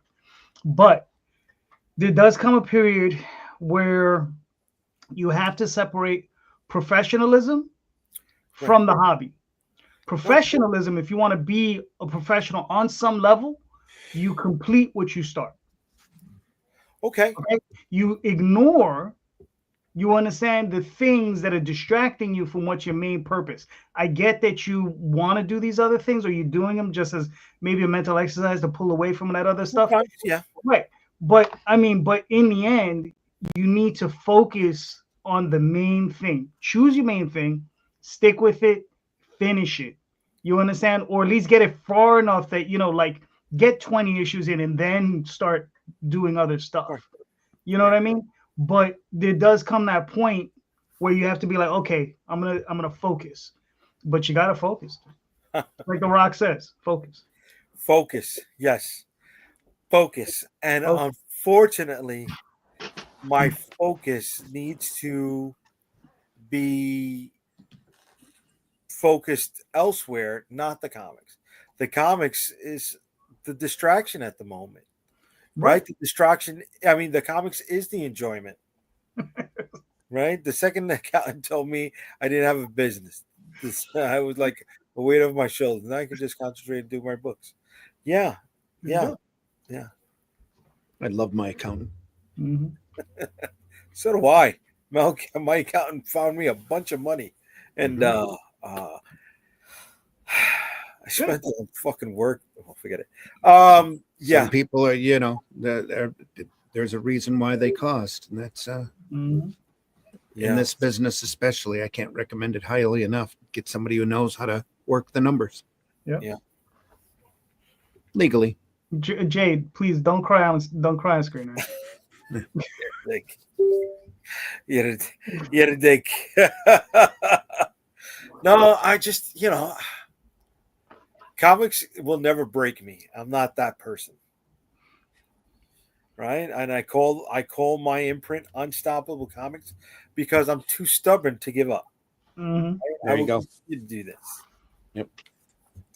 I do have fun doing this. I just wish I could do this full time. Well, That's all. well, I think you're speaking to the choir, right? You're preaching to the choir, right? Yeah. That's it. I just wish I could do this full time. I wish tomorrow morning I could wake up and just do comic book work, but I can't. I got to be up at 4:30 in the morning, right? Out the door by a quarter after. And then funny thing, yes, and writing comics keeps you sane. It does. It does. Because you know what? I got an earpiece in while I'm at work, and it's something pops up. Siri, take a note. And sometimes dictation gives me exactly what I spoke into it, and sometimes it gives me gibberish. Sometimes it gives me magic. Right? I'm always, the gears are always turning on me. Sometimes you have to pay for your enjoyment. No one pays to go to Hawaii. If you love making comics, and sometimes that'll come with a loss. Yeah, I know it's coming with a loss, brother. Yeah, me too. I did a show in New Orleans once. Philly for me. Remember that disappointment in comics has more to do with unattainable expectations, not the work itself. Way to be, kid. See, you are the smarter one in that household. Wait. You said it perfectly. You gave me, hey Jay, go fuck yourself. That's what you gave. You're never ever gonna hear me argue that point, because on Wednesday I will be going back to work. She will be working on comics. There you go. That's right. Go. So that's right. That's right. You know, I just wish I could. I don't know, buy a lake with the money I make from comics. That's what I want to do. That's the goal. It's that simple. That's it. Yeah, it's that simple. One day we're gonna visit Tom, and he's gonna drown you in that lake. There's a long dock. Here's your fucking comics. He's gonna take. Pile them on while I'm trying to cling for dear life on the dock. He's gonna tape. He's gonna like duct tape a bunch of long boxes to your back and just throw you in. As he releases his what is it? His freshwater shark on you. Freshwater sharks with laser beams on their head. Yes. Oh my God, that'll be the day. That'll be the day. Exactly. That'll be the day. Yeah. But but look, guys, it's not all gloom and doom. I mean, we're still above ground. We're still breathing, right? Yeah. So there's still time to do stuff. So and that's what that is. Yeah. And growing old sucks. That's all I can say. Speak for yourself. Yeah. I'm just happy to be growing old. Okay. I got you. I hear you. It's the way I feel about it. There we go. It's funny. You got gray in your beard. I do. Tom and I got that salt and pepper. Calderon still can't grow a beard. Every day above ground is a good day. Exactly. Yep. I can grow a beard. It would just take a year. It'd be like, it would just look insane. No, it would just look insane, I think. Yeah. You should check out the show. I shaved 5 minutes before the show started. Look at where this is at, bro. Look at where this is at. Oh, okay. I thought you would have done a better job. That's probably your razor's fault, by the way. Yeah. You guys. You should be proud. Oh, you should be proud of your comics. I read them. Mike, you're a saint. Thank you. Thank you. Mike, I'll send you that $20. I sent them a 50. That's why he said that right now. Mike's a good man. That's all I can say. Yes, he is a huge supporter of the independent comic book community. He's out there willing to take the chance with us. Right? Yes, there's so many issue ones and so few issue twos. Yeah. When people aren't swimming in a pool of money after issue one. That's true. Yeah. Mm-hmm. That's true. Well, I think that's part of it, but I think the other part is just they realized how much work it is to put out issue number 1, and they were like, "Yeah, fuck that. We're done. We've done our experiment. I'm not going through that process again." Yeah. Who was it? I think I spoke to one retailer, and he was saying like, he says if you reached issue 3, you've accomplished something. Yeah, that's why when I tell retailers that I'm on like issue 25 and 30 of my series, they're like, "What? Like how? Like that doesn't happen anymore?" And I'm like, "It's happening. It's literally been happening. I've been doing this for 15 years. What do you want me to do?" Exactly. You're the problem that you're not buying my books, that you don't know what the fuck's going on. Like, I'm doing this. I have fans. I have continuity. I have spinoffs. I have miniseries. I have ongoings. I have everything that you need. But you're not paying attention, clearly. So, this is why I don't worry about stores anymore. So that's something for you, Tom. So, I mean, you're working with AP. Your books are coming out. Are you doing any? I mean, you just say you don't do it at any store, so I'm going to ask you the question anyway. Are you doing any outreach to shops? No. Okay. Zero. Zero. Now, are you interested? Are you maybe thinking of doing any outreach? Zero. Yeah. All right. Are you thinking of maybe getting Jay to do some outreach for you? Zero. Yeah, we're gonna pull a negative on that 0 because I'm not doing the outreach for me. Yeah, you're gonna do it else too.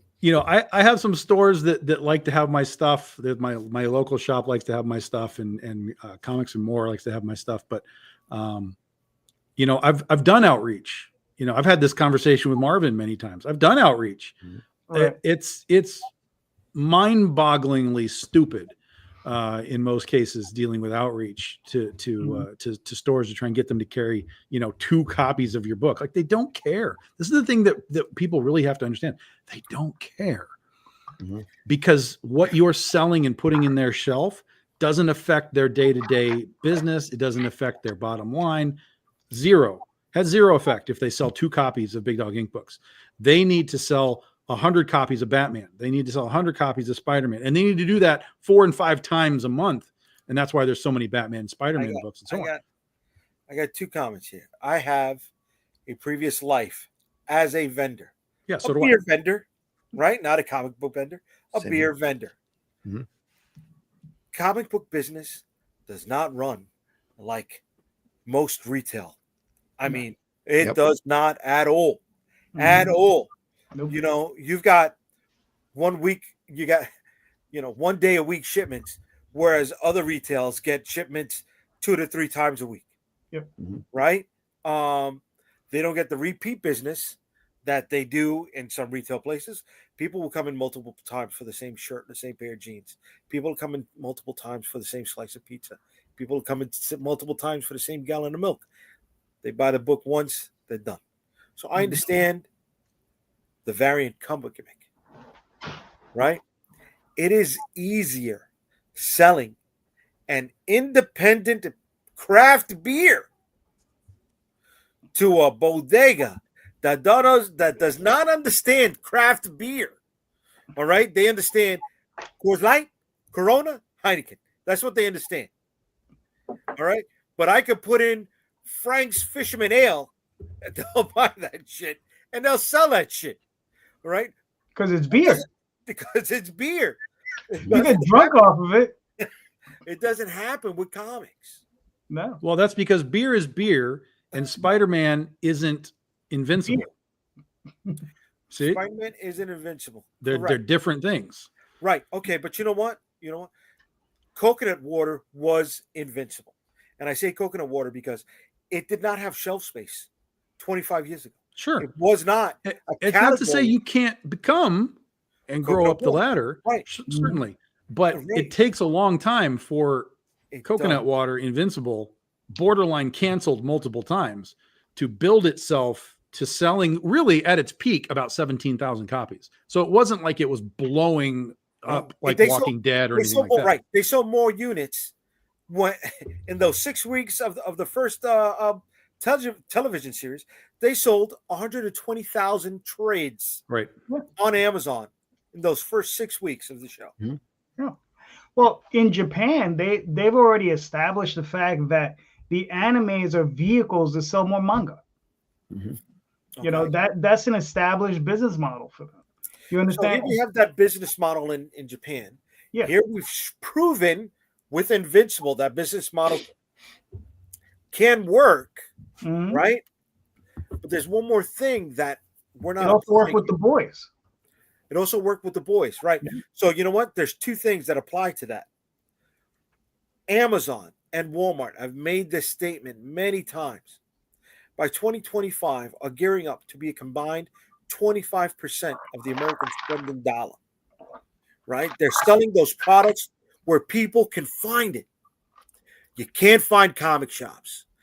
You can't, not on a regular basis. Find My Comic Shop or whatever the app is, doesn't work for people who don't know how to find that app. Well, so how are they going to find all the other books and all the other niches of the other books? They're not. Because you got to remember, I mean, the thing is that our market was destroyed soon after it was started, right? Randy, you were there, right? I was there not much further, after you, right? Like we had the direct market startup.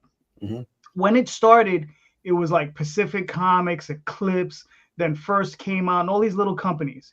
Then Marvel came out and they saw that it was a better system to run through than it was through, going through the newsstand system where they would put out 500,000 copies, get like 300,000 returns, so on and so forth. And they knew they were getting ripped off by a lot of those distributors, right? And some of those distributors, they couldn't get, what was it, Randy? They couldn't get all their stuff on the shelves because DC had control over half of them or something. Well, the Spiral Rack distributor was a unique, bizarre little animal. But even once Marvel did discover the direct market existed, it's the fact that they could produce a book and not get any returns. Right. It's just instant money. So, of course, the first books that they do are what? Kazar, which was really a sloppy book. Shanna the She-Devil, which was a girl in the jungle, and also a very substandard book. Moon Knight, which was great when it first started, and they ran it in the back of Rampaging Hulk, and it was fantastic. But they just that had turned to basic slop. And the first real direct title that they did was Dazzler, because that's how much faith they had in the direct market. Yeah, seriously, they've never respected it, but yet the retailers are constantly grabbing their ankles and inviting Marvel to do it to them. Yeah, but here's over and over again every month. It's amazing when you sit there and you look at the start of the direct market and how little Marvel and DC even gave it remote credit to until they realized they could literally produce slop and not get any return. Right.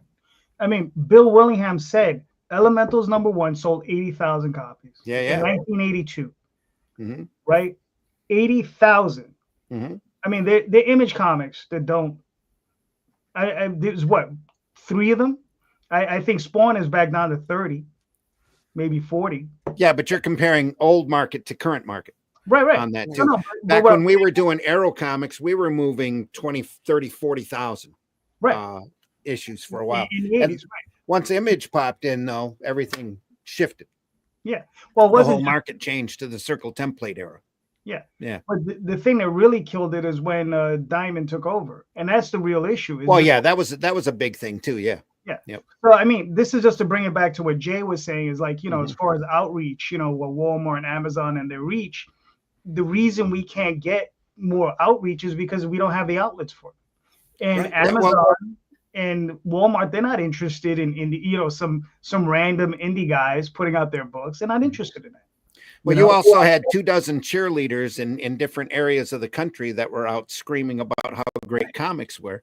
And then Diamond came in, became the sole entity, didn't give a crap, didn't do anything for comics at all other than move box 1 to retailer, box A to retailer B. That's all that they were concerned with. Because they didn't promote the art or they didn't. It's like they didn't even want to promote their business. They started out with a huge number of stores, and now they've whittled down to probably a 10th, if even a 20th of what they originally were. Yeah, something. That's all on Diamond for the largest part, and the fact that Marvel and DC don't have to take returns, so they don't really have to care about the quality of the product that they do. Right. Yeah. So if the model has been proven, the boys with Invincible over Japan, why isn't the model replicated? people have to care about it. Mhm. One of the biggest issues with Marvel and DC, if we're gonna stick with Marvel and DC, right? They're under these huge corporate entities where Marvel is like what, maybe probably a 0.5% of Disney's total gross. Okay. Like they don't even pay attention to them. They're like, it would be easier for them to probably. I think the edict is don't lose any money. As long as they don't lose any money, they'll let them continue.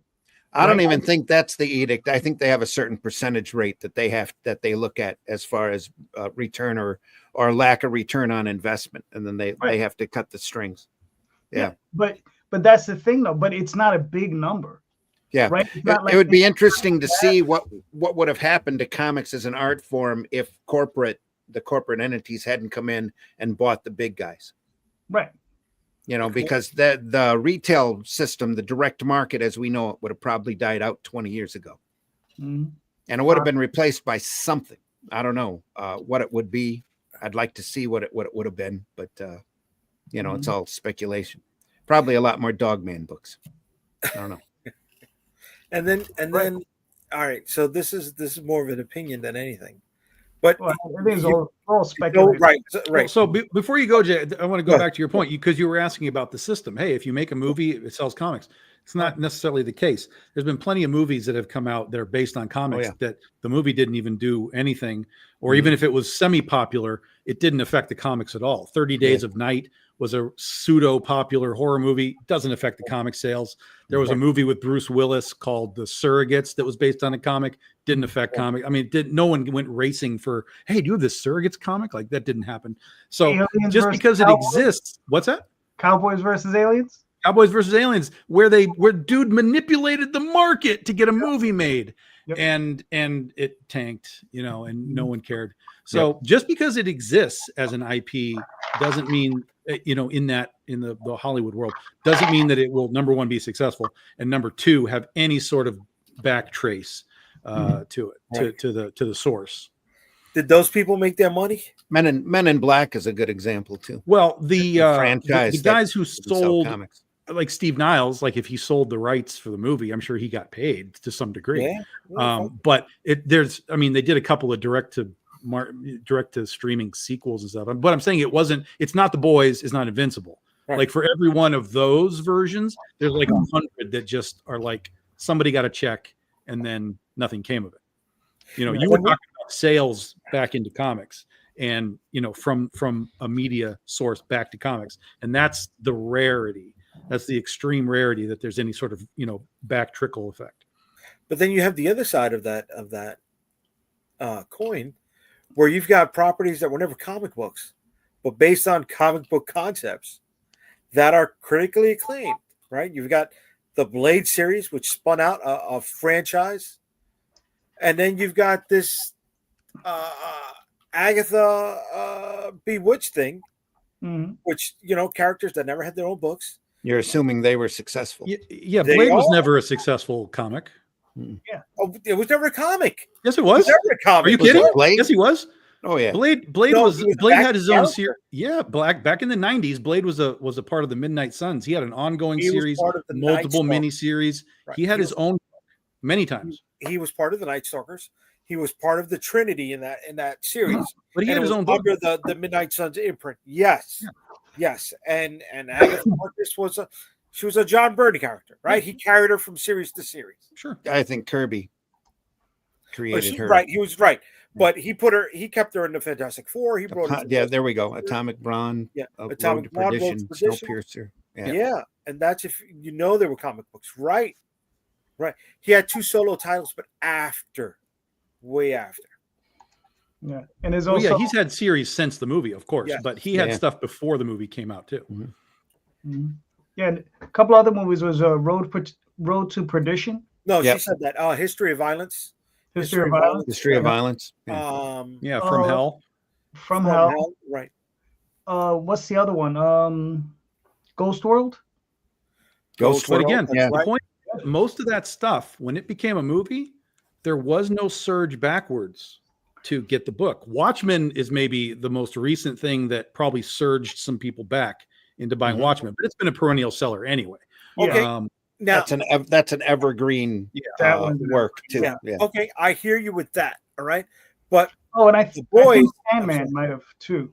The recent one, I think, did have an effect on the sales. Yeah, it did on the trades when that's it first great started up. Yeah, because The Boys, Invincible, and Sandman, right? We're talking about things that came out in multimedia in today's world of multimedia tie-ins, right? That synergy bomb, and it hit and it paid off for them. Yeah, practically nobody. Atomic Blonde, they came out just before that. They were on the cusp of it. Practically nobody talks about Preacher or Tank Girl anymore. They don't. That's right. They don't. Just gone. Yeah. So the point is that you had said that there's a proven system, but there isn't. No, it's a very imperfect, almost rolling the dice. Hey, we could make a TV show out of this, but even if the TV show is successful, it doesn't mean that there's going to be a trickle back to the source. Well, and maybe there will be for a short period. There could be like a pop, let's get this thing pop, but it's not necessarily going to last very long. Let's go back to the beginning of this conversation, right? We spoke about what was it, BJ and the Bear. We spoke about Rusty the Pipe and his steel henchman, Steel Grip Stark, right? But back in the 70s, they had the inklings of those concepts, right? It was that. You could put it under that umbrella of blue collar Americana, right? And they were able to find ways to tie all of that stuff in. They were honing in on something, but they didn't refine it the way The Boys and Sandman and Invincible have. Right? You had $6 Million Man who had a TV show. He had a toy. He had comic books. Right? Those came after the TV show. Right. But they understood that, right? They try to grasp it all. Never saw a comic off a Greatest American Hero, though. No, you didn't, because it only went one season, right? Well, there was one, but it was many years later. Yeah, Tom, what's his name? Tom Katz or something. He wrote one. Great American. Yeah, it was just a little few issues, and then it was gone. Wait, the actor William Katz. That's what I'm looking for. Yeah. He was involved with it. Yeah. Cool. It didn't last very long. Yeah. Well, Michael Pare, he gained fame in Streets of Fire, and there went a Greatest American Hero. He gained fame from Eddie and the Cruisers. I said that because Daphne's watching, and she's a big, last time I mentioned Streets of Fire being a dog shit movie, she went ham in the comments. So I had to give it its praise. For sure, better than Megaforce, for sure. Megaforce, pure classic. Just it was funny. Oh, you don't get worse than Megaforce. That's so bad. Have the How can you not like that scene? Is that the one with slaps the guy in the face? Is that the one with the metal roaches? No, you're thinking Damnation Alley. Oh, Damnation Alley. No, the one with the metal roaches was Tom Selleck and Gene Simmons. Runaway. Oh, Runaway, yeah. No, that had the little drone things that would travel in the street. I'm thinking of Damnation Alley. Oh, I don't remember Damnation Alley. Are we thinking about Screamers, where the little guys in the sand are like zoom and they're no, that's Screamers. Damnation Alley. These guys were traveling from coast to coast in a big 6-wheeled, almost like dune buggy looking thing. Yeah, like a big motorhome through the radiation. Yeah. They and stopped in Vegas and they were overrun by steel-plated cockroaches. Yeah. Is that the one with Molly Ringwald? Ate human flesh. No, it didn't have Molly Ringwald in it. No. There was something. There was like a sci-fi thing. Yeah, that's a different property. Yeah, that's Red something. Red something. I don't remember the exact title of it, but yeah. Oh man, you're triggering me because I like that one with Molly Ringwald. I liked it when Patrick Swayze was that future apocalyptic swordsman. Oh, don't say you don't remember. There were some great crazy films back during that era. Futuristic. What? No. I think it was called Patrick Swayze? Yes, sir. He was a futuristic swordsman. He had a mustache. He had a mustache and he had a string bandana. I forgot what. You sure you're not talking about Zardoz? And it was what's his No, name? I know Zod. No, it wasn't. That's Zod. Sean Connery. Yeah. No, Yeah. Sean Connery. No. Are you talking about Steel Dawn? Steel There we Dawn. are. Yes, sir. Fucking Tom with the win. God, see, that's why I can't invite you to trivia. Red bro. Dawn, Steel Dawn.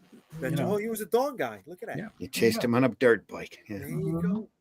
No, the one. Now I'm really hoping his name was Dawn in the Tu Wong Fu movie. I know it wasn't, but it would be great if his name was Dawn in that movie. Space Hunter: Adventures in the Forbidden Zone. Oh, okay, that was the one. It's with another the great young movie. Wolf. Hawk the Slayer. Remember that? Hawk- Sword and Oh, Sorcerer. Slayer. Yeah. Oh, that's available on Great stuff. Prime now if you want to watch it. Is it? Yeah. I'll have Hawk the to look Slayer? that up just so I can point and laugh Hawk at the it. Slayer, yeah.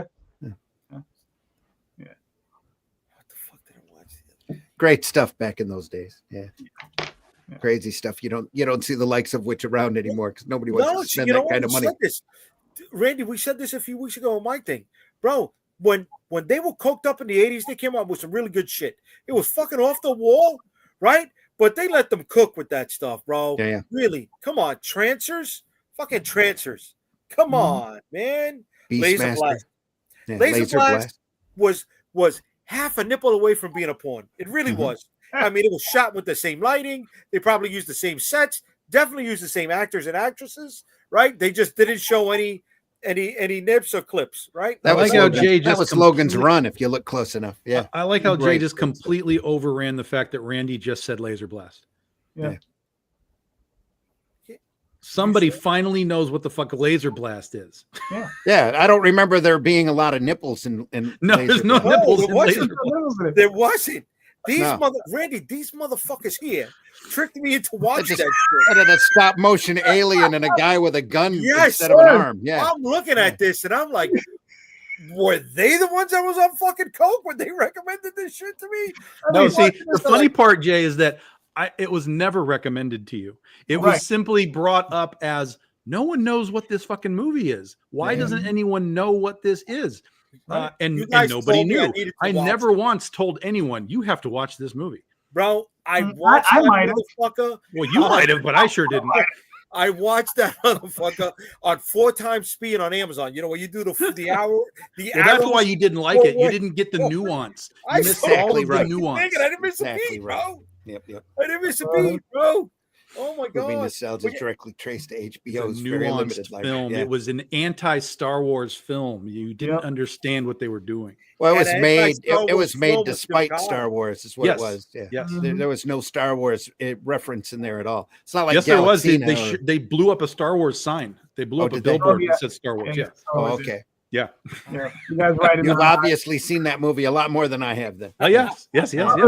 That's it's one of the few things other than the aliens that I remember from that movie is when he blows up the Star Wars. Mhm. Really? That's all the Okay. thing I remember. Oh my god. Making a statement. All Yeah. right. He's That was probably wandering a last around. minute edit in too. He sees You the know what? sign. Fuck He gets Star all Wars. bent out of shape, and he just Yeah. blows up the sign.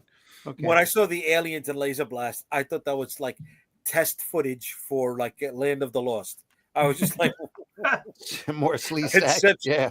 conceptual, framework. I was like, oh my god, this was just so bad. That's was a so property bad. that could have gone places. Yeah. Yeah, But exactly. Megaforce had a tie-in. I reached out to them to They sold license toys. license the comic, and they were dickheads. Megaforce?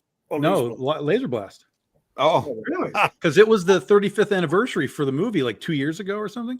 yeah. And so I reached out to them. I'm like, "Are you guys doing anything?" Like they released a Yeah. Blu-ray or We were something. I all don't know. what watching it was. Cannonball Run. And I was like, "Hey, you kind of built a little bit of a world here. Like we could do more with this." And they just were dickheads. So I'm sorry. Really? Yeah. So who owns it? Is it just some Full private? Moon Studios or whatever they're called. Oh, is it Full Moon? Oh, Full Moon. Yeah, that's why you don't see any of those properties around. Yeah. Doll Man. Yeah. Mhm. Yeah, they Well, they have licensed their some own stuff channel. out to not Anart Press, Action Lab. There's some of that through Action Lab that they did. Not But anymore. yeah, no, not anymore. No, definitely not. They were very anti crowdfunding. Oh, No, I was like, look, here's like we can Wow. do crowdfunding, we can do this, we can do this, we can do these multiple things, and they were like, we don't do crowdfunding. I was like, do you understand that like Power Rangers is there, like Godzilla is there, like properties and names are there. And they were like, we do not do crowdfunding. And I was like, okay. All right. Okay. All right, whatever. Legion M does crowdfunding, and they, what's his name? Nicolas Cage has no problem working with Legion M. Some people just get stuck in their ways. You know? Yeah. I'll come back to him. I'll come back to him. I'm watching for them to, announce bankruptcy so I can just buy the property outright. I'm with that. Yeah. I like that, Michael. Yes. Something about that late '90s, turn of the century. They had the chops to do special effects stuff. They didn't have the technology to pull off some of the special effects stuff. Yeah. It wasn't there. It doesn't hold up. The lighting doesn't hold up. But the '80s stuff, because they had to use practical effects, looks good today still. Battle on the stars. Let's say good. Right. Yeah. It's all that. Absolutely. Yeah. But I know what you're saying. I completely agree with you. Yeah.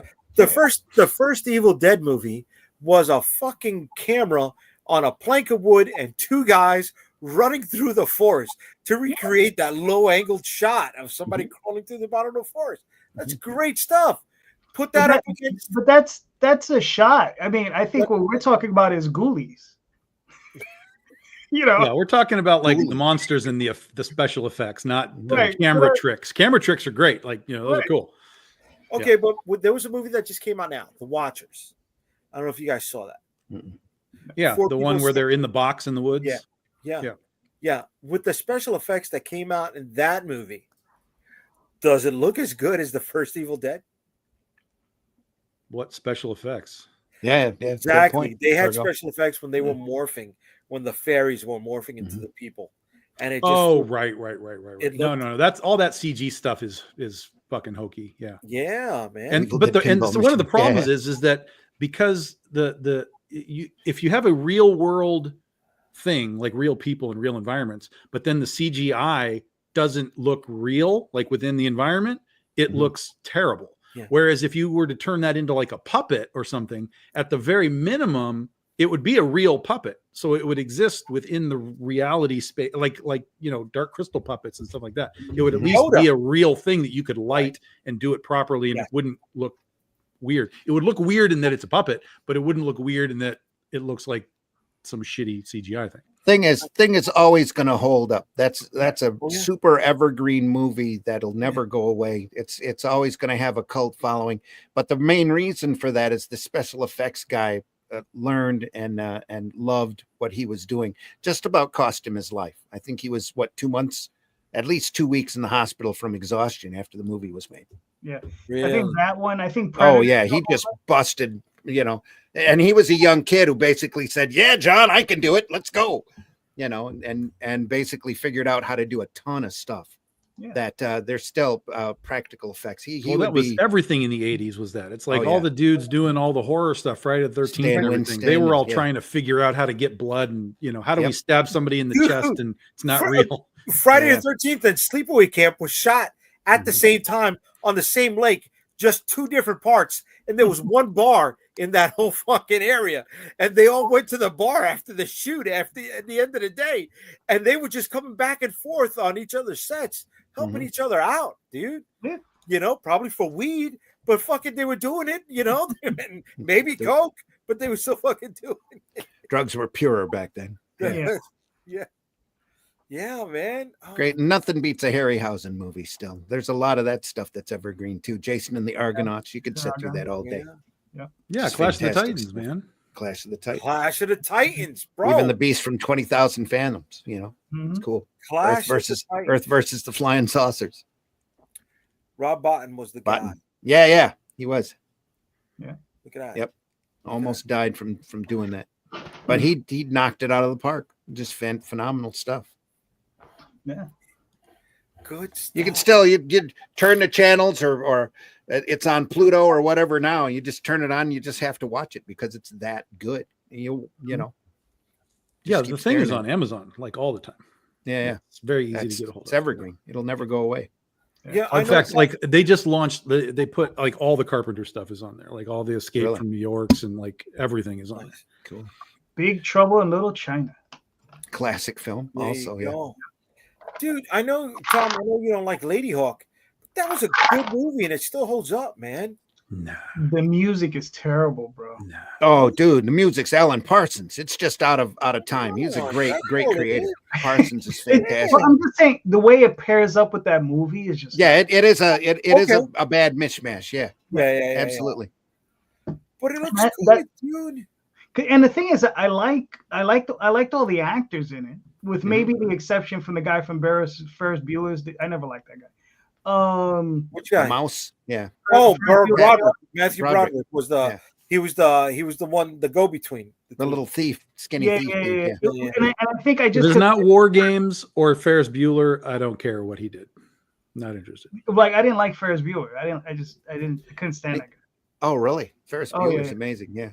Nah, you know what it is? He was. War Games doesn't hold up though, but the effects on that are horrible. War Games. I haven't seen that in like forever. Very dated. Very dated. But then again, they were doing pixel generation effects back then and calling, it's cutting edge. So, Escape from New York. Escape from New York. Yep. Great. Another great movie. That one, Warriors, and there's another one that has that post-apocalyptic New York setting. Damnation Alley. Warriors wasn't post-apocalyptic. No, it should have been. It could have been. Yeah, it was. No, it could have been. The Warriors. The Warriors. No, man, that was just the 70s, bro. New York. New York. Bro. No way. That was just the 70s, man.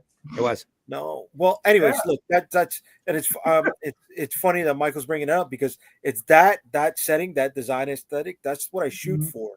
In New York versus the world. I want that post-apocalyptic New York look on those streets. But Escape from New York was fucking great, man. Yeah. Fucking great. Yet put that up against the 6-episode miniseries DMZ on HBO Max, and no, it doesn't look good. I never watched it. Is it any good? No. Yeah, another comic book thing that no one knows what the fuck it is. Yeah. Right. Yeah. Right. Yeah. It's funny. I was reading it for a while, Brian Wood, and I just got tired because with Brian Wood, everything had the same tone, and everything was just always the same. No matter what series he wrote, it was all the same. It was just like, oh well, I read DMZ and that was good and I enjoyed that, and then he did something else and I was like, same shit as that. I'm like, I love. Here's another one that tanked was they finally got Why the Last Man on TV. And I thought that was the funniest shit I could ever watch, that there are no men left in the world. Women are running the world and it's all collapsed. I was like, there's no way this works in this society right now, that you can tell me that women are running the world and it's all fucked. And this is going to be a successful show. And it died instantly. Mm-hmm. Yeah. Hulu, 6 episodes. That's it. 6 episodes. Yeah. Although New York, I knew him well. Yeah. What was the other one? There was one on Amazon. The Mail Girls. Paper Girls. Paper Girls. I like that. That was good. I enjoyed that one. Not aware. 6 episodes and done. Yeah. 6 episodes. Nobody. You're the only one that watched. I liked it. You and the guy who wrote it are the only ones. Probably. Yeah. Probably. Yeah. Well, he's the guy that did Why the Last Man too. Yes. Yeah. That's the only reason I brought it up. Yeah. If they're going to do anything that he did, they need to do an adaptation of Pride of Baghdad. That would be incredible. Could you imagine like an animated, not CGI animated, but a real, honest to God animated Pride of Baghdad? Oh my God, that would be amazing. Well, I mean, if they did Saga. Oh, I hate Saga. I hate Saga so much. Really, I like Saga. And I don't think you could do that. I think the budget on that would be so astronomical. It'd be ridiculous. Well, it'd probably be better off as an animated. It might be. Well, yeah, okay, yeah. If you did animated, sure, yeah, that might work better. I obviously didn't get far enough into that book, so I just looked at it and said, somebody's taking photographs, sticking them into Photoshop, and drawing horns and tails and wings on them, and who needs that? Well, I barely got past the first page. First page is this chick with this face look on her face. She's like, "I'm shitting." I'm like, "I'm done. I'm out. You've already lost me. I don't care anymore." I mean, but you should be accustomed to that face. I mean, Jay has it on every week. Yeah. Hey, I resemble that remark. I did. I had my wife read it. I bought the first 2 books of Saga thinking, well, it's a chance to read everybody says it's great. Let's find out. Barely got halfway into the first book. And I'm like, this is just terrible. Yeah. It's poorly written. It's poorly drawn. It's terribly executed. It makes very little outside of these 2 guys or this couple from Romeo and Juliet style thing are having a baby. Other than that, all right. And they got horns and wings. Okay. Yeah, and there's dudes with televisions on their head. Like, this is just too. Yeah, no. I didn't see a lot in it, but and then he did do a book called The Escapists, which you guys would probably like, basically because it's about people making a comic book and dealing with like licensing and stuff like that. I know that sounds really weird, like it sounds really dry, but it's actually really good. The characters are great. Basically, it's about these guys who want to make a comic based on an old comic book character, and basically, and so it's the guy who's the writer, the girl who's drawing, dude who's lettering or whatever, and but it's a very cool like comic book world that they live in, like the creative world, dealing with how do we license this, how do we sell rights, and all this kind of crap. It's that and Pride of Baghdad are Brian K. Vaughan's the only thing I can ever read that he wrote. It's funny. What's Brian Michael Bendis? One of my favorite books from him, because I enjoy Powers. I'm primarily only like his indie stuff, but he wrote a book. I forgot the name of it. Where it's a story that he drew it too. It was a story where it's him dealing with all the stuff he went through in Hollywood. It's a great book. Yeah, that's a really good book. Yeah, it's a great book. I can't think of what it's called, but I have a copy of that. It's really good. Mm-hmm. What is that? Yeah. What the hell is that thing called? Brian Bendis movie book. Yeah. Let's see if we can find it here. There you go. Yep. And Daphne's right there. Yeah. Yeah, see, Daphne's just coattailing off of me. That's what I say all the time. All the time. If too many people like it, it's probably not that good.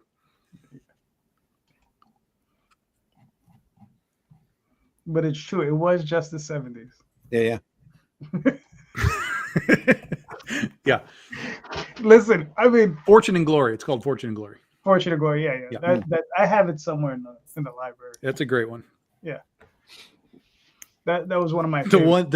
It's weird that the one thing that sticks out to that book for me every single time is he's sold his rights to, I think, Torso, maybe it was. Right. He sold his rights and he gets his check. They're like, oh, his wife is there. He's like, oh, look, we got our check for Torso. And they open it up and they're just both sitting there, and they're both sitting there, and they're both sitting there looking at it. And then his wife goes, I am so horny right now. Like, I was like, this is good writing. I like what's happening here. You missed it, Jay. Yeah, it's all right. Don't worry about it. I'll catch up. I'll catch up on the replay. There you go. All right, gentlemen. Look, man, we made it to hour 2. We got to spend a little time. It was fun. Thank you, Randy. Thank you, Tom. This was fun. I would thank Jay, but I don't like him that much. But Randy, where can we find you and your work? You can always contact my main social platform is Facebook still, screw Blue Sky. But arrowcomics.store if you want to read a lot of my stuff. Shadow Kingdom's available on Amazon, Barnes & Noble, any place that can order books from your local bookstore. Shadow Kingdom is available there. It's a great product. It's available in about 3 or 4 different formats at this point. There's a black and white magazine size, kind of looks like the old Marvel graphic novels. That's a lot of fun, like the old, like the Marvel graphic novels. There is a hardback edition of the book that's fantastic for $39.95 that has almost all of the same information as the campaign book. And if you're after the crowdfund book, there's still a couple copies available over at arrowcomics.store. And if you haven't read The Shadow Kingdom, it's a Robert E. Howard's first sword and sorcery story. It's recognized as the first major sword and sorcery story, especially here in America. Started the entire genre. It's got all those old tropes in it. Kull becomes king of Valusia and then finds out there's a conspiracy to overrun his kingdom by a race of shape-shifting lizard people, as they do. And then he has to fight that off. And then we're continuing Shadow Kingdom on in the Atlantean. First issue of that's coming out of the printers next week. Second issue will be crowdfunded over at Fund My Comic in March. So first issue was very successful, and we're looking at the second one's going to be even more fun. There's a lot. First issue, I'm kind of figuring out what to do. It's a great story. I'm really proud of it. The artwork's phenomenal. Second issue really picks up the pace, and I'm even more proud of the second issue, and it's just going to get better from there. And we're just going to keep going about every quarter and doing an Atlantean. So other than that, there's the podcast that I do 2 a week.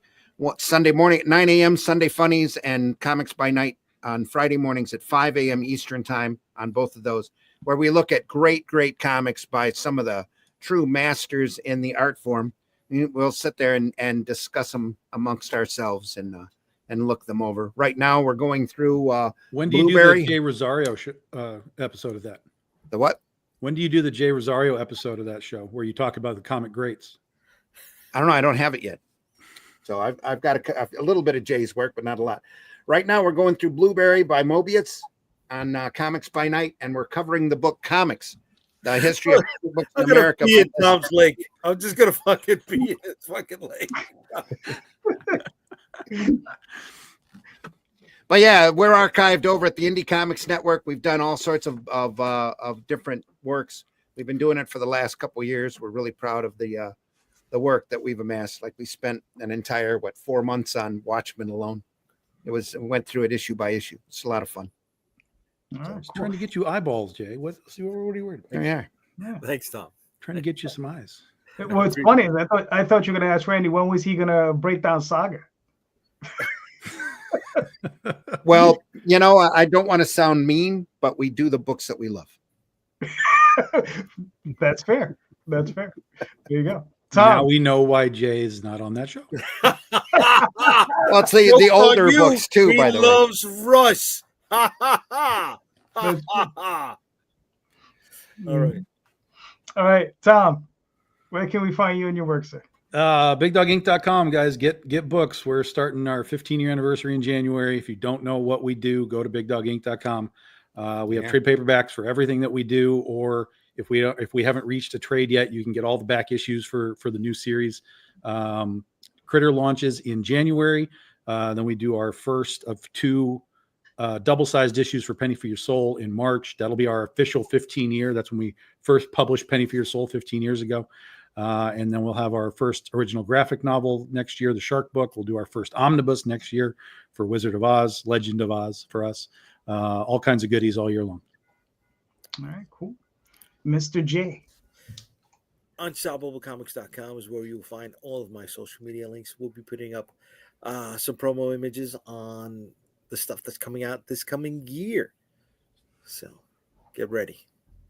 All right, cool. Well, you can find me on the OswaldChronicles.com, TallTalesOnline.com, Facebook, all those different places. Sunday nights here with Jay, sometimes with Tom, sometimes with Randy, sometimes these other people, who knows, whoever shows up. And just remember, everybody, the Oswald Chronicle is currently on Kickstarter, so go check that out. And Magi's Grace, and thank you, Michael. Thanks, right? And just remember, everybody, in the links, in the show notes, these links are all in there. Click on those links, pick up some of those books, because those are awesome books by all these creators. All of them deserve your support. Yes. Thank you so much, everyone. And just remember, keep reading indie comics, especially ours. Have a good night. And have a good night, everybody. Thanks for being here.